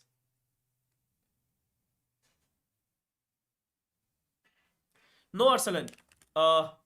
Let me explain one thing. Basically, when we have a cube, then the permissible stress, listen carefully, there are two values. One is characteristic strength and second is permissible stress. If we call it characteristic strength for the cube, then you have to write FCK. For the actual structure, it may be 0.67 FCK. But if you want to calculate the permissible stress in case of our actual structure, you need to use the factor of safety. So what is the permissible stress? It will be our characteristic strength of the actual structure divided by factor of safety, which is recommended by IS code. That is basically 1.5. So in this way, we can calculate it. Clear? Okay. Very nice. So this is the value of percentage of tension reinforcement. Now just calculate the value of tau c. So PT is equal to 0.675. 0.675, that means it will lie in between these two values, 0.5% and 0.75%. So let's calculate the tau c value, guys, by using linear interpolation. So this is the one of the value of tau c. This is another value of tau c. So let's do the linear interpolation. 0.48, 0.56 minus 0.48 divided by 0.75 minus 0.5 multiplied by 0.675 minus 0.5. If you calculate this, you will get 0.536 Newton per mm square as an answer. So this is the value of tau c which we are getting. This is the value of tau c which we are getting. Clear? Clear? Very nice. Let's move to the next question. Please tell me, guys, what should be the ILD for support reaction at A? What is the ILD for support reaction at A? Do it, do it. What is the ILD for support reaction at A? Now we have only 3 questions which is remaining, guys, and which you can solve in 5 to 10 minutes max to max. A. Very nice. Dinesh A. Wali A. Ashish A. Superb, superb.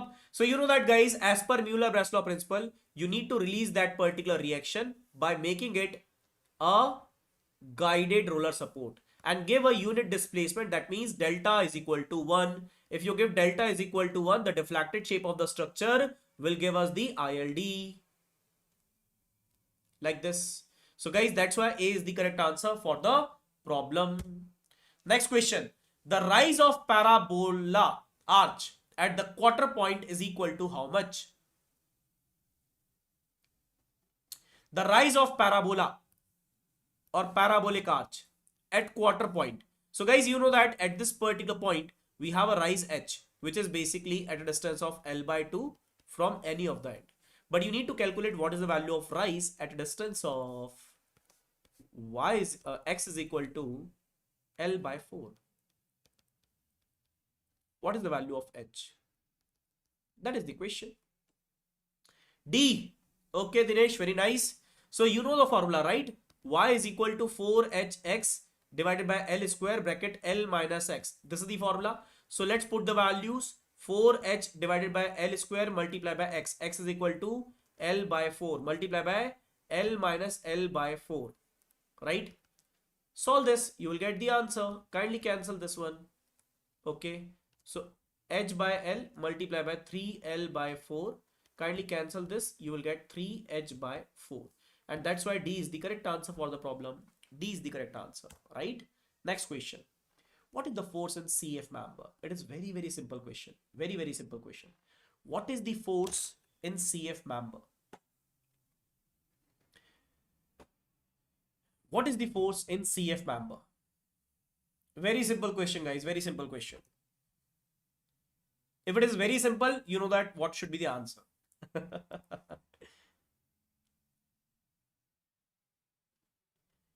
Baba, it is 0. 0, 0, 0, 0, 0, 0. D is the correct answer. Why it is 0? Let me explain. Guys, this is W and this is also W. So definitely we will have external support reaction is WW. WW, right? And if you break the structure at this junction and if you try to solve this particular portion, so what you will get? The force in member CF. Again 0. Why it is 0? Summation Fy is equal to 0.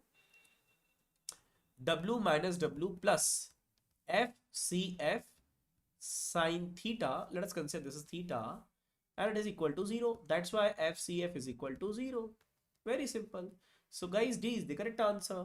Last question, which is based upon the cable part. Okay.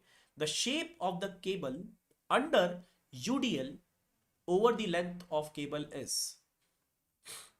Tell me guys. Length of cable, that means you have put it the UDL along to the length of cable.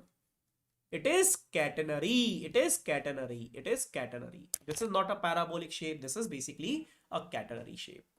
All of you are able to understand. All of you are able to understand, guys. Please let me know. So don't go anywhere because Abhinav sir will be there, guys, who will take the further questions of your different subjects. Okay. So I hope all of you have enjoyed my session also, guys, as well as the Joshi sir and the Richa ma'am. Okay. So let's take a 5-minute break. Then Abhinav sir will be there and he will take the further question. Okay, guys? Clear?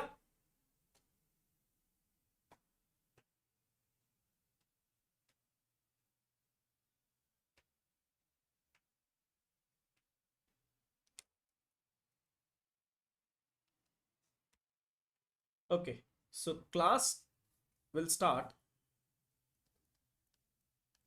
after 5 minutes. Class will start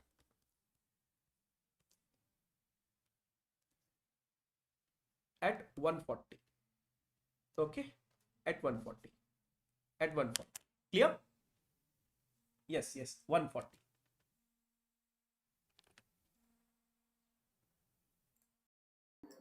दोस्तों मैं अभिनव नेगी आप सबका स्वागत करता हूं Byju exam prep GATE civil mechanical channel पर. So this is today we are taking 100 questions. I hope you are having a fantastic journey till now with Joshi sir, Richa ma'am and Krishna sir, and I'll be taking now questions after question number 75. Okay, so guys, yes, we'll start just in 5 minutes.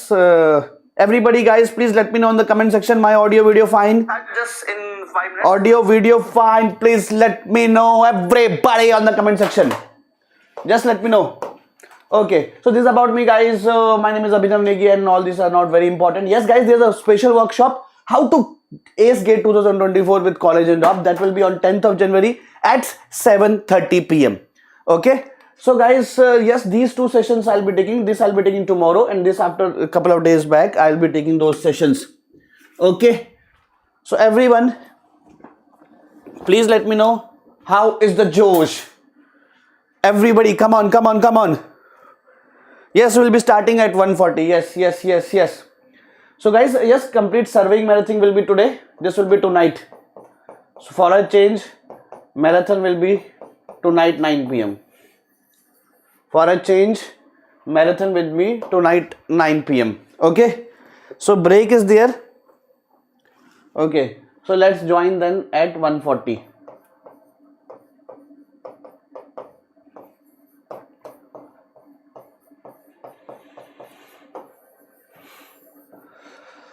Okay, then let's join at 1:40 p.m.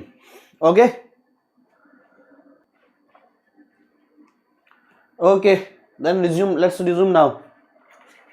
Okay, Dinesh, I will talk to sir. He will provide you notes. Okay, so let's resume. Everyone please, guys, come on. Everybody, let me know your presence on the comment section. Are you all ready? Are you all ready? It's 1:40. Okay. So guys, this is the complete schedule of marathon. Okay, SOM is done, steel is done, environment is done, geotech is done, fluid mechanics is done. This is going on, and today night we are again meeting for surveying. Okay, then structures will be by Krishna sir on 10th. Okay, then structures will be by Krishna sir on 10th. So this is my telegram. You can join me here in civil by Abhinav sir. Okay, you can join me here in civil by Abhinav sir. Telegram group. Here I'll be sharing the see SOM PDF and soil PDF. Both I have shared there. Okay, so this is a sequence guys. Unfortunately, due to some internet issue, Satish sir has not been able to take this session, but he will be taking whenever he is taking the marathon of his subjects na. I guess RCC and engineering mechanics, then these questions sir will be taking. Okay, so need not to worry. All questions that sir has to be which he has will be taking here, he will be taking there in marathon, he has told us. Okay, so guys, let's begin.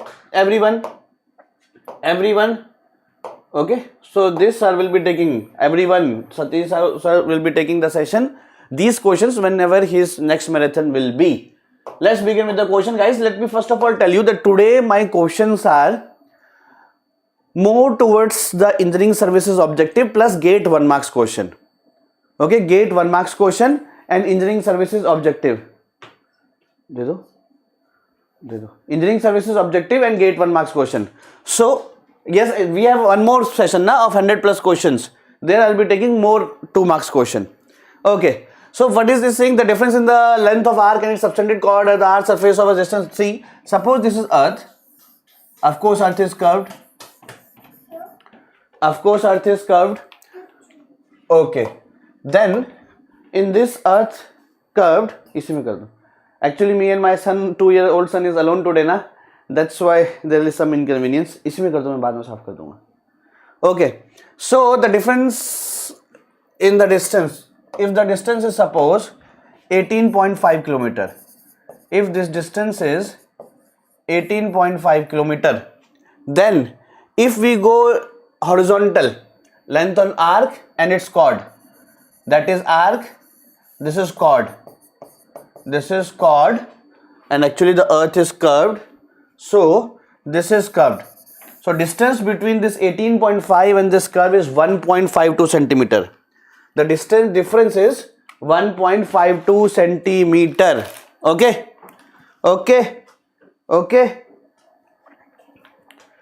Okay, let's move to the next question. Question number 76. The type of surveying in which the curvature of Earth is taken into account. So this is geodetic surveying. This is asked in 2012 also. The surveying in which the curvature of Earth has been taken into account. Okay, that surveying is called geodetic surveying, and that is done for more than area 195.5 kilometers square. Guys, in various books you are writing something 225, something like this, but this is the correct value as per Government of India manual. Okay, and see, suppose Earth is curved, the Earth is curved. Okay, the Earth is curved, and the horizontal line is this. This is the horizontal line. So guys, see, for the small area, see this. Oh, my son is changing this. For the small area, see this one. Both the plane, blue line is the plane line, and the curve, yellow line, both are same or almost same. The difference is more when the area is big. The difference is more when the area is big. For the small region, for the small portion, it is almost same. It is almost same. Okay, let's move further now. Now, in a flow net, there is a flow net, and the length of the flow line in the last square is 2 meter, and the head loss is 18 meter, and the number of equipotential drop is 12 meter. Find the value of exit gradient. Yes, Swapnil, Dinesh, Suraj, well, everyone, guys, let me know what is the exit gradient. So any gradient, exit or any gradient is HL by L. Okay. Now, what is the length of the exit last? The length of the flow line last square field is 2 meter. Okay. So what is HL in the last flow field? The total head loss is 18 meter, and this head loss is in 12 drops. The total head loss is 18 meter, and this head loss is in 12 drops. So in every flow field, what is the drop? What is the head loss? In every flow field, what is the loss? The loss is 18 by 12. Okay, so this will be 1.5. 1.5. Guys, there is total loss of 18, but in 12 drops. There are 12 drops. So in every loss, the drop is 0.75. Sorry, 1.5. So 1.5 by 2 is 0.75. Have you got this, guys, everyone? Okay. Let's move to question number 78. The question is that a surveyor measures the distance between 2 points. A surveyor measures the distance between 2 points drawn to a scale of 1 centimeter equal to 1 meter and found it to be 50 meter. The correct scale is equal to 1 centimeter equal to 1 meter. The correct scale is equal to 1 centimeter equal to 1 meter, and he found it to be 50 meter. Later he determined that he used a wrong scale. Oh my god. Actually, the person who went there, actually he has taken this scale, 1 centimeter equal to 50 centimeter. And if he is taking this scale, that means 2 centimeter he is assuming as 100 centimeter. 2 centimeter in the field is 100 centimeter, 2 centimeter in the map is 100 centimeter. Actually, this the person is using, na? That person has used this. But that map which is actually prepared on this scale, and the person is using this scale, 2 centimeter, 1 centimeter equal to 50 centimeter. That means 2 centimeter equal to 100 centimeter. And he has reported 50 meter. Actually, 2 centimeter is equal to 100 centimeter. 100 centimeter means 1 meter. 100 centimeter means 1 meter. So if he is measuring this as 50 meter by using this scale, the person is using actually this scale, and he has measured 50 meter in the field, that means in the map he has measured 100 centimeter. And in reality, if the map he has measured 100 centimeter, then in reality in the map 100 centimeter equal to 100 meter. So answer will be 100 meter. Got it, everyone? Please let me know in the comment section. Have you understood this? And this can be done by a formula also. This is the concept. If you want to do this formula, it's okay. Let me tell you the formula. The correct distance is RF of wrong scale upon RF of right scale into measured distance. So what is wrong scale? 1 by 50. What is right scale? 1 centimeter equal to 1 meter. So RF will be 1 by 100. into measured distance is 50. So this is also correct, coming to be 100. You can do this also. But please, I am always telling you, please don't apply this formula in the cases of shrinkage map, because shrunk scale is not the wrong scale. Shrunk scale is the correct scale of the shrunk map. Shrunk scale is not the wrong scale. Shrunk scale is the correct scale, is the right scale of the shrunk map. So please don't apply this formula there. Now, what would be the corrected area if the measured area is 60 meter square? Same, but in area you have to do this 2 times. 1 by 50 RF of wrong scale upon RF of right scale ka square into 60. So this value will be 4 into 60 is 240 meter square. 4 into 60 is 240 meter square. Like this. Have you got it, everybody? Otherwise you can do this from aptitude also. You can do this from aptitude also, same way, like we have done this. Like 60 meter square. So 60 meter square convert into the scale the person has used, into the map. 60 meter square in the field. Now with this scale, convert into the map. And from map coming back to the ground, same reverse engineering. First, from the given value, back go to the map by using this scale, because the person has used scale. Now you got the area of the map. Now from area of the map, multiply with the actual scale to get the actual area. Let me know in the comment section, guys, are you enjoying or not? Are you enjoying or not? Any doubt, please let me know. And are you coming on the surveying marathon? Are you coming for the surveying marathon today night? Guys, रात को एकदम तैयार हो के आना भाई लोग. 9 PM, please be ready. Please be ready. Okay, this is the surveying marathon tonight. Tonight 9 PM. I will be waiting for all of you guys. Whole PPT, presentation, everything done. Dinesh, not 8 PM, it will be 9 PM. See, in schedule also it is, we have already told now from the beginning. From the beginning we have told it is 9 PM. Okay. Now, let's see the question number. Question number 79. A plan drawn to a scale and then now based on the area of the, do this homework, because the same question we have done earlier. Now, this is the question. Invert tapes are made of an alloy of.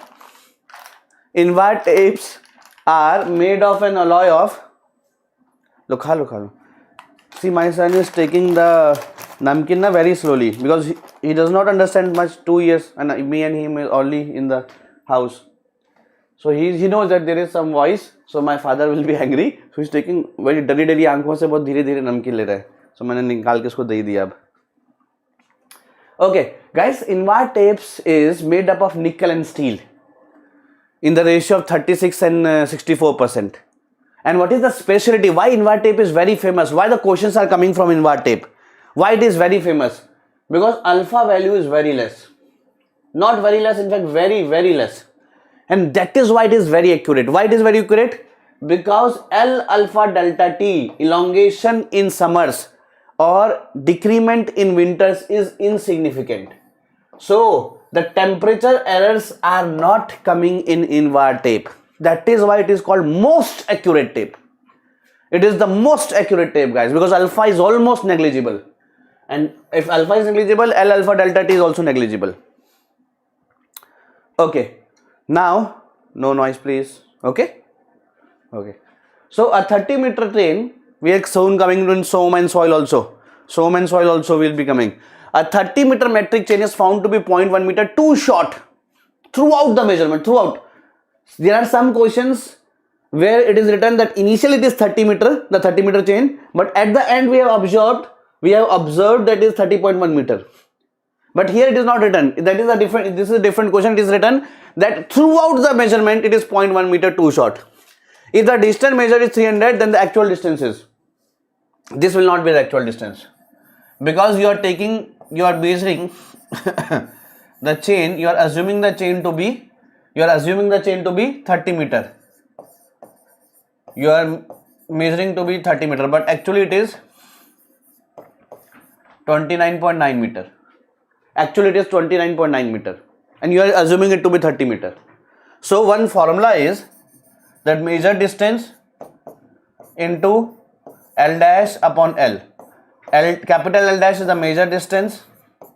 L dash is the actual length of the value, 29.9 upon 30. This is the formula. Okay, I'm telling you many ways to solve this. First of all, see, leave this formula. Guys, if the chain length written as 30 but actually it is 29.9, so from this chain always we are measuring more, because if we are putting one chain length, we are measuring it 30 but actual value is 29.9. so always we are measuring more, of these chain. We are measuring more. 29.9 is the actual value, we are measuring 30. So this measurement is also more. So real value should be smaller. So even this is the answer. That's it. This is the answer. That's it. This is, oh Dinesh, Ayan, all are wrong, yaar. All are wrong. These bigger value cannot be there. We are measuring bigger values, guys, from a shorter chain. Even 29.9 is the length, but you are measuring 30. You are measuring 30. Bigger value you are measuring. Actual value is 29.9. So here also this is the bigger value. So these three will eliminate. Oh no, this can be, no, sorry, 1, 2, and this will, yes, this shorter value will be there. Or you can do other thing also, like when you assume a chain to be 30, and you measure 60, you put chain 2 times. When you assume the chain to be 30 meter and measure 90, you put chain 3 times, 90 by 30. If you assume the chain to be 30 and you measure 120, you have put it 4 times. If you assume the chain to be 30 and you measure 45, that is 1.5 times. So you are assuming the chain 30 and you measure 300. So this is the number of times the chain has been put. This is the number of times. And every time the actual length was 29.9. So like this. Have you understood this, guys? Please let me know. Have you understood this? Everybody on the comment section.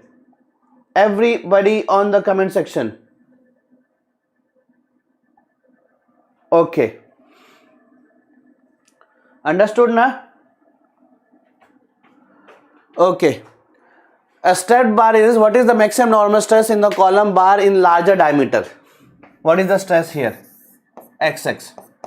So sigma XX is, if self weight is not mentioned na, okay, so it will be 2p by area.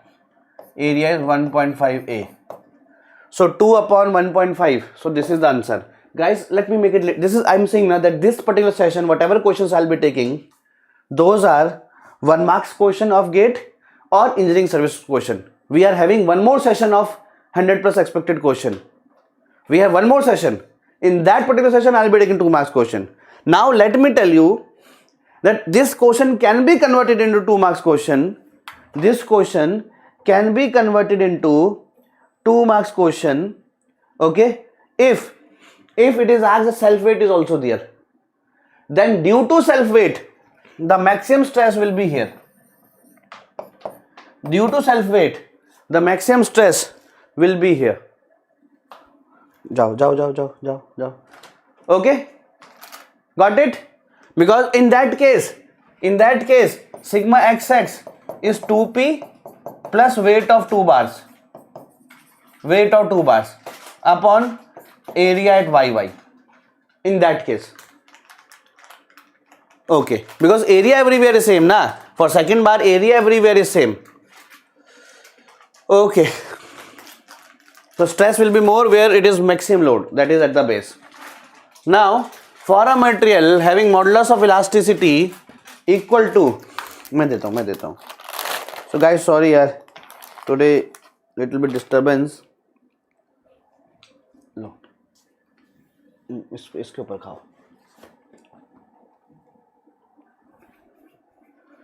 Okay. Now, for a material having modulus of elasticity equal to 208 and Poisson ratio this, what is the modulus of rigidity? So E is equal to 2G 1 plus mu. E is given 208. Poisson ratio is given as 0.3. You can find out the value of G from here. Okay, I myself is saying that today the questions are little lesser, not that much tougher. Today I am going for a practice of 1 mark question of GATE and engineering service objective question. Yes, we have one more session. There I'll be taking the 2 marks question. Okay, please tell me this. Please tell me this. Saturation value. Many times I have told you this question, yaar. Many times I have told you this question, yaar. Come on. Gamma T is equal to G gamma W 1 plus W 1 plus Wg by S. Standard formula. 1 plus E I have written like this.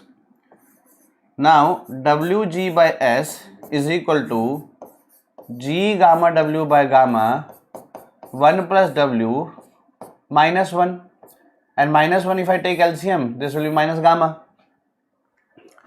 Just here 1 plus Wg by S I have taken here, and this gamma I have taken here, then minus 1 because 1 is adding, so minus 1 will be this.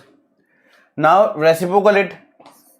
S is equal to Wg gamma G gamma W 1 plus W minus gamma. So S is equal to gamma into Wg, G gamma W 1 plus W minus gamma. Now from here divide gamma G from numerator and denominator. So above it becomes W, and if you divide gamma G, this will be option B option. Have you got it? Have you got it? Have you got simple calculation? Yeah, this step is just written and we got this. Everybody please let me know.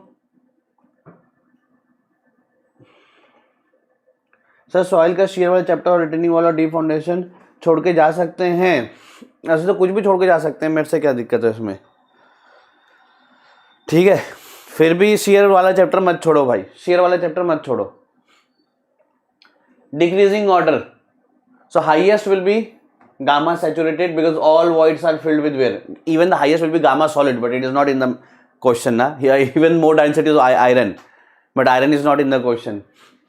So see, my son is surrounding my legs and his height is not that much that you can see him.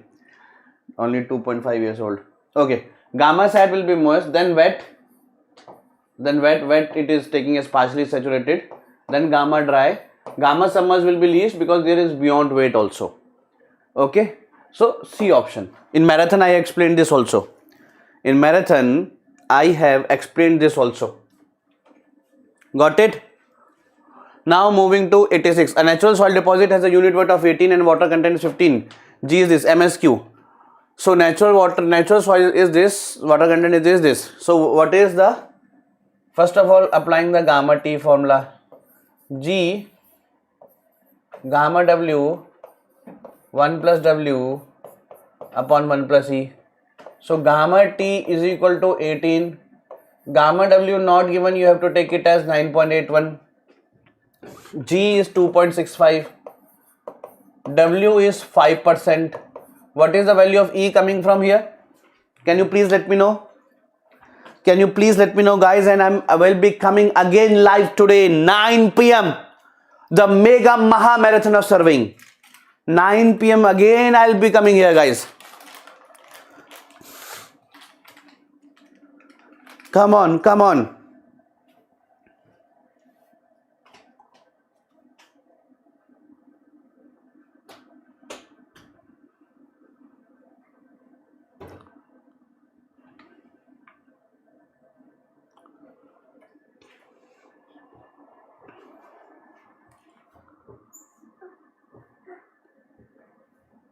Chalo. So what is the value of E coming from here? You can find E from here. Okay. And then SE is equal to WG.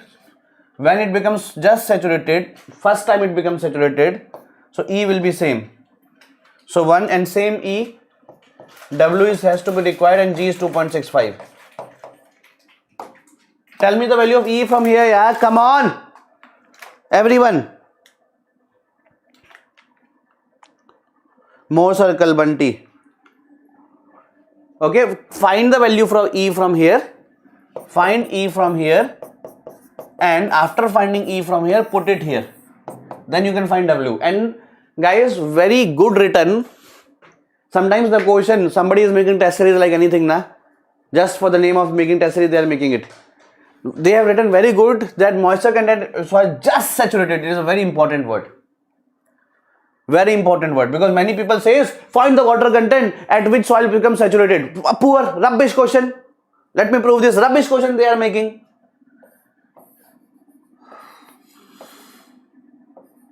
I hope everybody knows this graph. Everybody knows this graph. Okay, and after shrinkage limit, all these values, S is equal to 1. And water content is different. So if they are asking find the water content and which soil becomes saturated, rubbish question, because here also saturated, at this water content also saturated, this water content also saturated, this water content also saturated. So of course, by assuming that the person is not very intelligent, we will be writing this value when it first becomes saturated. When it first becomes saturated, we will be writing this for those poor fellows, for those poor examinations which are making the questions like this. But here it is very well written. It is just. This is Abhinav Nigi's question. Just is written. Just means first time. Because if it is here na, then S will be 1, G will be same, E will be changing. When it becomes here, soil goes here. See, this is soil, this is air. So first time it becomes saturated. E is same, E is same, E is same. But when beyond this, when volume is increasing, here E is different. Very deep point I am talking to you. Have you got it? Have you got it, guys? So 0.516. And after putting 0.516, what is the water content? After putting the value of 0.516, what is the water content? What is the water content?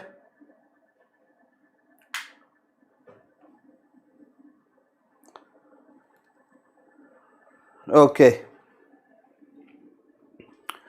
Now, as per the Indian standard soil classification, a sample of silty clay, guys, I don't know how many of you know this or not. When the word is not used silty, it is used as silty. That means that is his less fraction. The fraction of that is less with respect to other thing. Suppose it is written as clayey gravel. Clayey gravel. That clayey, that means the fraction of clay is less than gravel. Silty sand, not silt sand. Silty sand, that means sand is more fraction, silt is less. Got it? So here IP is from A line this. So what is the liquid limit? 40. What is liquid limit? 40. So this will be 14.6. And our IP is 28.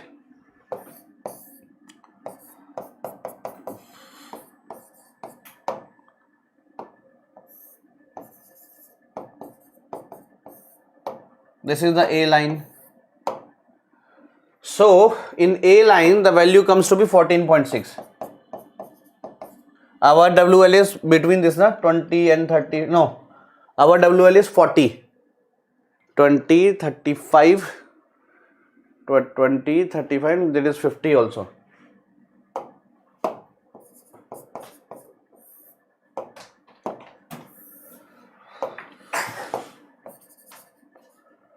Our IP is here. Our IP is here 14.6. Our A line IP is here, but our IP is beyond this 28%, above this. Our A line IP is 14.6, but our IP is beyond, above it. Above means clay. And this is L region, this is I region, so this is I. So CI. And why it is I, why it is L, why it is H, why above clay, why below silt, everything I discussed in the marathon. For clay, there is more plasticity. So clay is, that's why it is above. Otherwise, you are remembering like anything. Above clay, below silt. Why above clay? because IP clay is more plastic, so IP value will be more. Why there is H region? Because when more liquid limit, more voids, more compressible. Why here L? When less liquid limit, less voids, it is less compressible. Have you got it? Have you got it, everybody? Let's move to question number 8. Yes, liquid limit is this, plasticity limit is this, clay content is this, sand content is this, natural moisture content is 20. The test result of fine grained soil is given below. Okay, so guys, clay is 25%, clay is 25%, silt is 36%, so more than 50% is fine grained soil. Sand is 39%. Sand is, so what is gravel? Manu, no noise. What is gravel? 39, 60, 69, 75. Gravel is 0. Gravel is 0. Now when it is fine grained soil is more, so either its name will be Cl, Ci, Ch, Ml, Mi, Mh. I told you the plastic chart, and I told you if you study my topic in marathon also, you will remember it for lifetime. So name will be Cl, Ci, Ch, Ml, Mi, Mh. Now you can go from A line also, otherwise it is written that M is more. So name should be M. From A line, WL is given kya? Okay. So IP is equal to 0.73 WL minus 20. So 0.73, tell me this value, and here the water content comes between liquid limit I, this comes in I region, in I region, this is coming in I region, the regions na.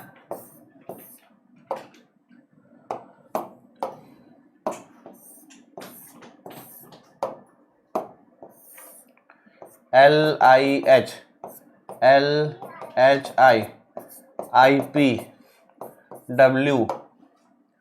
Okay, this is clay, this is silt or organic can be also. Okay, this is 20, this is 35, this is 50. So our is liquid limit 48 between, so it is in I region. It is in I region. So what is this coming? 20.44.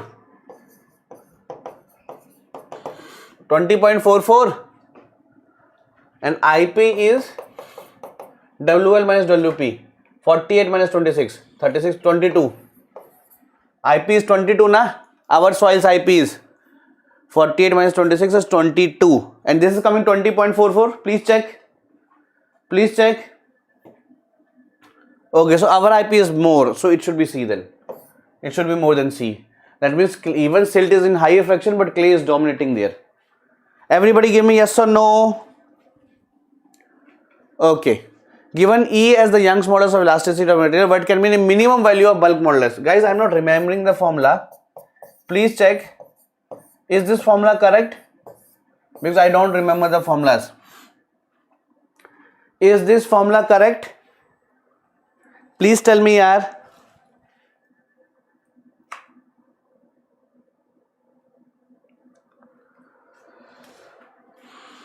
Please tell me, yaar. Is this formula correct?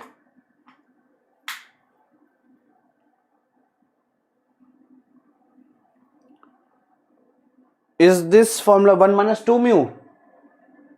Like this? 1 minus 2 mu. Okay. Now, what can be the minimum value of bulk modulus? If E is the Young's modulus, so K is equal to E upon 1 minus 2 mu into 3.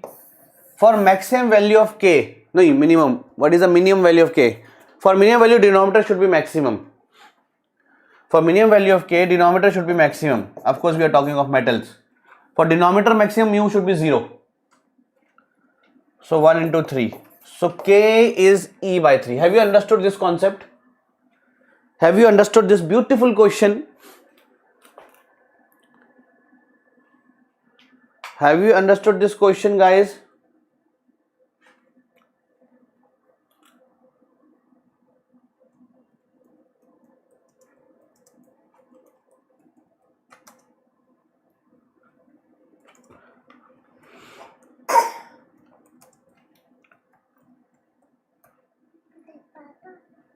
No noise. I have asked a poll, please let me know. Okay. 90 guys, I will take it as homework and let me know the answers on the comment section. I have done many times this question. You can find in YouTube, otherwise you can ask in my Telegram. Now this is a previous year question. Guys, the problem of this question is that they have not given the datum. They have not given the datum. Let me tell you, in any exam, not gate, in any exam, if sometimes this is all water, this is all water.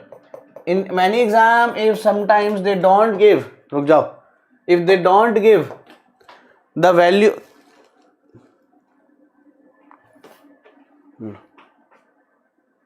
if they don't give the value of datum or the location of datum, then you have to take it as the downstream end. Now first of all, they are asking the total head, elevation head and pressure head. Okay, velocity head they are not asking. Anyhow, velocity head will always be 0 in soil mechanics. So what is head loss? What is head loss? The difference in location of water, 1.2. Have you ever wondered why head loss is the difference of location of water? Why head loss is this? Because if you consider these 2 points, velocity head is 0, pressure head is 0, only datum head will make the difference. That is the difference of water level. If you consider these 2 points, what is the head loss? Velocity head is 0, pressure head is 0. Only the thing that will cause difference is the elevation head, 1.2. Okay, so HL is equal to 1.2. Now, what is gradient? HL by L, all loss occurs in soil. So 1.2 and 1.2, this is soil is also 1.2 length. So gradient is 1. That means in every length 1 meter loss. In every length unit loss. Every length unit loss. In every length unit loss. In every length unit loss. Okay. Now we have to do for R point. Now take this point as P, and this is the R point. Now let's play a match between P and R. Velocity head, datum head, pressure head, total head. Velocity head is 0. Now datum is this. So datum head of R is 0 and P is 0.8 meter above. P is 0.8 meter above and datum head of R is 0. Now pressure head of R is P is 0.4. Pressure of head of R, I told you in the marathon also, you cannot find easily. This is not the hydrostatic pressure. If it is hydrostatic condition, then pressure at R is 1.2. Pressure at R is 1.2. Pressure at R is 1.2. If it is hydrostatic condition. Okay, but here it is not hydrostatic. Since there is head loss, water is moving. Of course, here more head, the less head, so water is moving downward. So here we cannot write 1.2 easily. So in such cases, we cannot write this value. Here this value comes first. Total head comes first. In every length, there is 1 meter loss. So when movement from P to R 0.8 meter, P to R is 0.8 meter, P to R is 0.8 meter. So the loss is 1.2 minus 0.8, that is 0.4. And for making it 0.4, this has to be 0.4.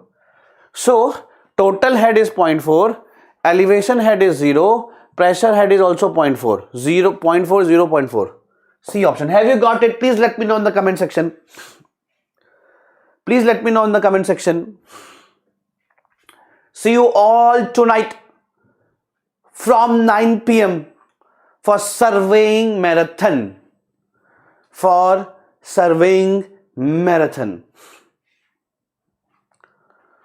Okay.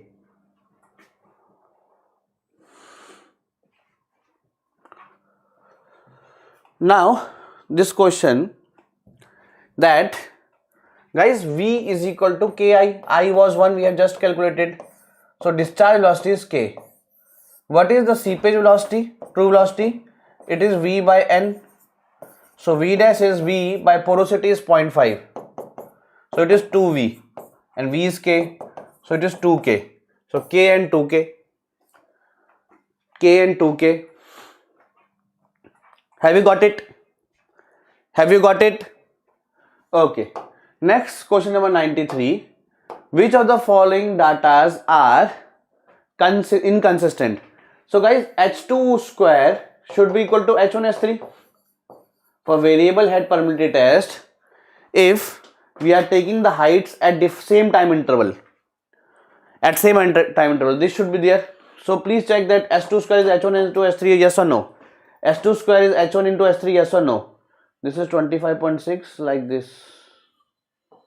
S2 square is H1 into S3, yes or no? S2 is equal to, whenever it is not there, it is inconsistent. Whenever it is not there, it is inconsistent. Got it? Okay. Now, for a block with Young's modulus of its material is 210 and its Poisson ratio being 0.25 when subject to stress as shown in below, what is the magnitude of stress? What is the magnitude of stress so that no strain along AB? Along AB, there is no strain.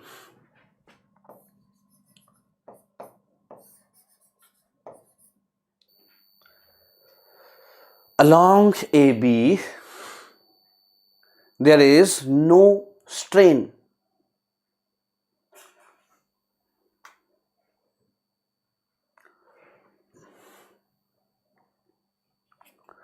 Tell me, guys, this is saying that along AB there is no strain, sigma y is equal to 0. Along sigma direction. Answer can be none of these also. None of these. Sigma y is equal to 0. So in y direction the stress due to sigma is sigma by E, and this 60 will be causing minus mu 60 by E is equal to 0. So from here E to E cancel, mu value is how much? Sigma into 0.25 into 60 is equal to 0. So sigma is equal to 15. Sigma is equal to 15. This is the answer. Okay, this is the answer for this question. Now AB I am not asking, I am asking the direction of sigma. Similarly, if they ask in the direction of 60 or in the direction of AB, in the direction of AB means in the direction of 60, in the direction of AB, another way, AB or in the direction of 60, then sigma x epsilon x is equal to 0. So 60 by E minus mu sigma by E is equal to 0. 60 minus 0.25 sigma is equal to 0. Then in that case sigma is equal to 240. Then in that case sigma is equal to 240. Understood? Understood? Everyone? Okay. The whole circle bearing of line AB is 30 degree. So AB from magnetic meridian, this is 30 degree, and BC is 120 degree. From meridian it is 120 degree. What is the interior angle? Not included angle is asked. What is the interior angle? ABC. Now this is 30, so this will be 150. 150, 120 is 270. So this will be 90 degree.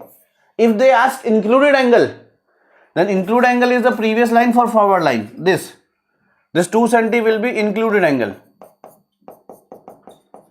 Interior angle will be the smaller one. Got the difference? Got the difference? Okay. Yes. Now one more surveying question, guys, that true value, this is measured value. Everyone please see. This is E, and actually E is the correct value, but we have reached here. Actually, the correct value is E, but we have reached here. Measured value, true value. 25. Of course, in serving we write north coordinate first because we are measuring angles from north. In surveying, in maths, normal maths, we measure angle slopes from x-axis. Therefore, we write x coordinate first. So north coordinate is this, east is this. This is 20, 1. So error. So error between them is making E dash to E is correction. Putting this value there, throwing this to correct value is correction. And this is the error. This is the error. Now, if we take error out here, always we work in consecutive coordinates. Consecutive coordinates means we put the here. At the tail we put the origin. This is north, this is east, this is south, this is west. So first of all, this distance. What is the vertical difference? 25 north and 20 north is 5 north. And what is the horizontal distance? 1 east and 5 is 4. So magnitude is 5 square plus 4 square. Magnitude is root 41. Magnitude is root 41. Magnitude is root 41. And direction of closing error. So this is the error. What is the direction? So this theta is, please tell me the value of 4 by 5. So if we want, whatever is the value, I don't know, 38 degree, 35 degree, whatever is the value, direction of error is either you write S and that value theta, let this value be theta, whatever 38, 42, whatever value is coming towards west. This is in quadrantal bearing.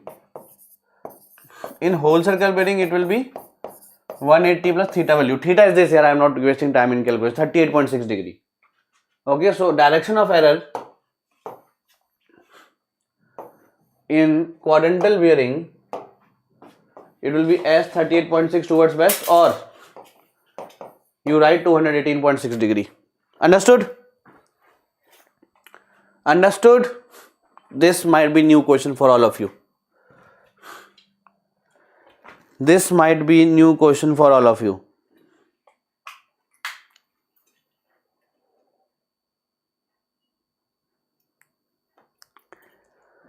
Tell me. The bearing of line AB is this and the length is this.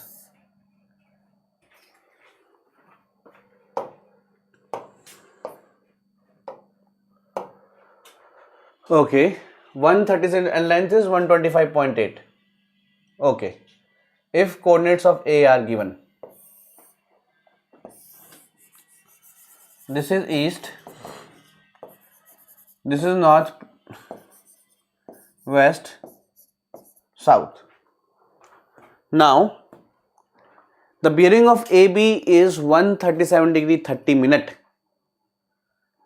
and length, the 127 degree 30 knots we measure angle, 137 degree 30 minutes. So this will be AB and length is 125.8.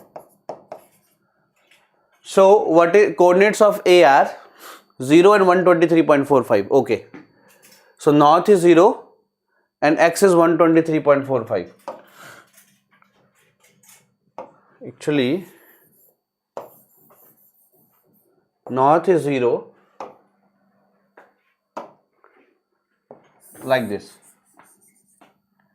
So from here the angle is 137 degree 30 minute and this length is 125.8 and the coordinates of A are 0 north coordinate and this is 123.45. X coordinate is asked. X coordinate is asked. Here the x coordinate is 123.45. Tell me the answer. Everyone, every commando, every champion, please let me know.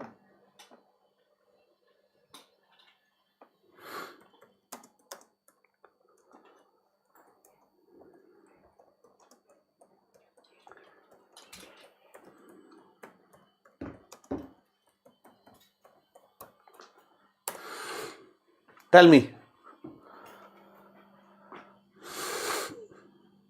Guys, what is this angle? This is just maths, yaar. What is this angle? This angle 90 and 100. 47 degree 30 minutes. What is this projection? What is this projection? This projection of this line is L cos theta. L cos 47 degree 30 minutes. Please tell me the value. L is 125. 125.8. Please tell me this value. 125.8 cos 47 degree 30 minute. No, sine will be this one, na yaar. Oh, come on, this is maths, yaar. You are saying that latitude departure is sine. That is sine when theta is measured from here. So this value is sine. This value is sine. Okay, here the theta, this is measured from x-axis only, yaar. What is the value coming? 125.8 into cos 47 degree 30 minutes. What is the value coming? Tell me. Shreyas is saying 84.98. All others are getting the same value. X coordinate will be easting. What is this value, Deepak? यार ये तो बता दो भाई. I'm not asking the answer. I'm asking the value of 125.8 cos 47 degree 30 minutes. I don't have calculator, so the value is 84.98. This value you are saying 84.98. This value you are saying 84.98. So answer will be from here to here the x coordinate is 123.45, and then further here up to B point 84.98 extra. 84.98 extra. So from here you are getting whatever value. Got it? Got the concepts, guys? Got the concept, guys, everyone? See you again 9 p.m. for surveying marathon. Are you coming? Are you coming? Are you coming?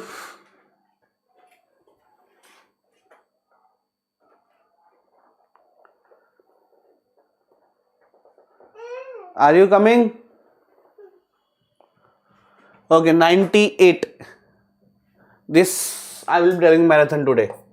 Marathon में बता दूंगा ये वाला, ठीक है? ये भी marathon में बता दूंगा. और टेक्योमेट्री में मल्टीप्लिकेटिव कांस्टेंट कितना होता है? F by I, focal length upon steady intercept. और ये कितना होता है? F plus D, focal length plus D. What is D? D is this distance from centre to this objective. कितना आगे? That is D. And multiplicative constant is F by I. For analytic length, the values are adjusted like, yes, it is today, marathon is today. F by I is 100 and C is 0. Okay, this question I'll tell in marathon tonight. This also I will take in marathon tonight. Okay, so see you again at 9 p.m. marathon, guys. Why this is coming again? This is, as I told earlier in the beginning, the super duper workshop will be on 2024 on 10th January at 7:30 p.m. This I'll be taking in couple of days, and this also. Okay, so this is the schedule, guys. Now this is all. This is SOM is done, steel is done, environment is done, geotech is done, food is done. This is done. Surveying I'll be taking tonight. Tonight 9 p.m. You can join me in Telegram. Civil by Abhinav sir. Are you coming here tonight? Complete marathon. Complete survey marathon. Are you coming? Hall ticket gaya. Yes, hall ticket is there. Yeah, admit card is there. I have made a short on that also for giving you the information. Please download it and check your names and everything. Okay. So see you there guys tonight at 9 p.m. Thank you all. Thank you. Take care.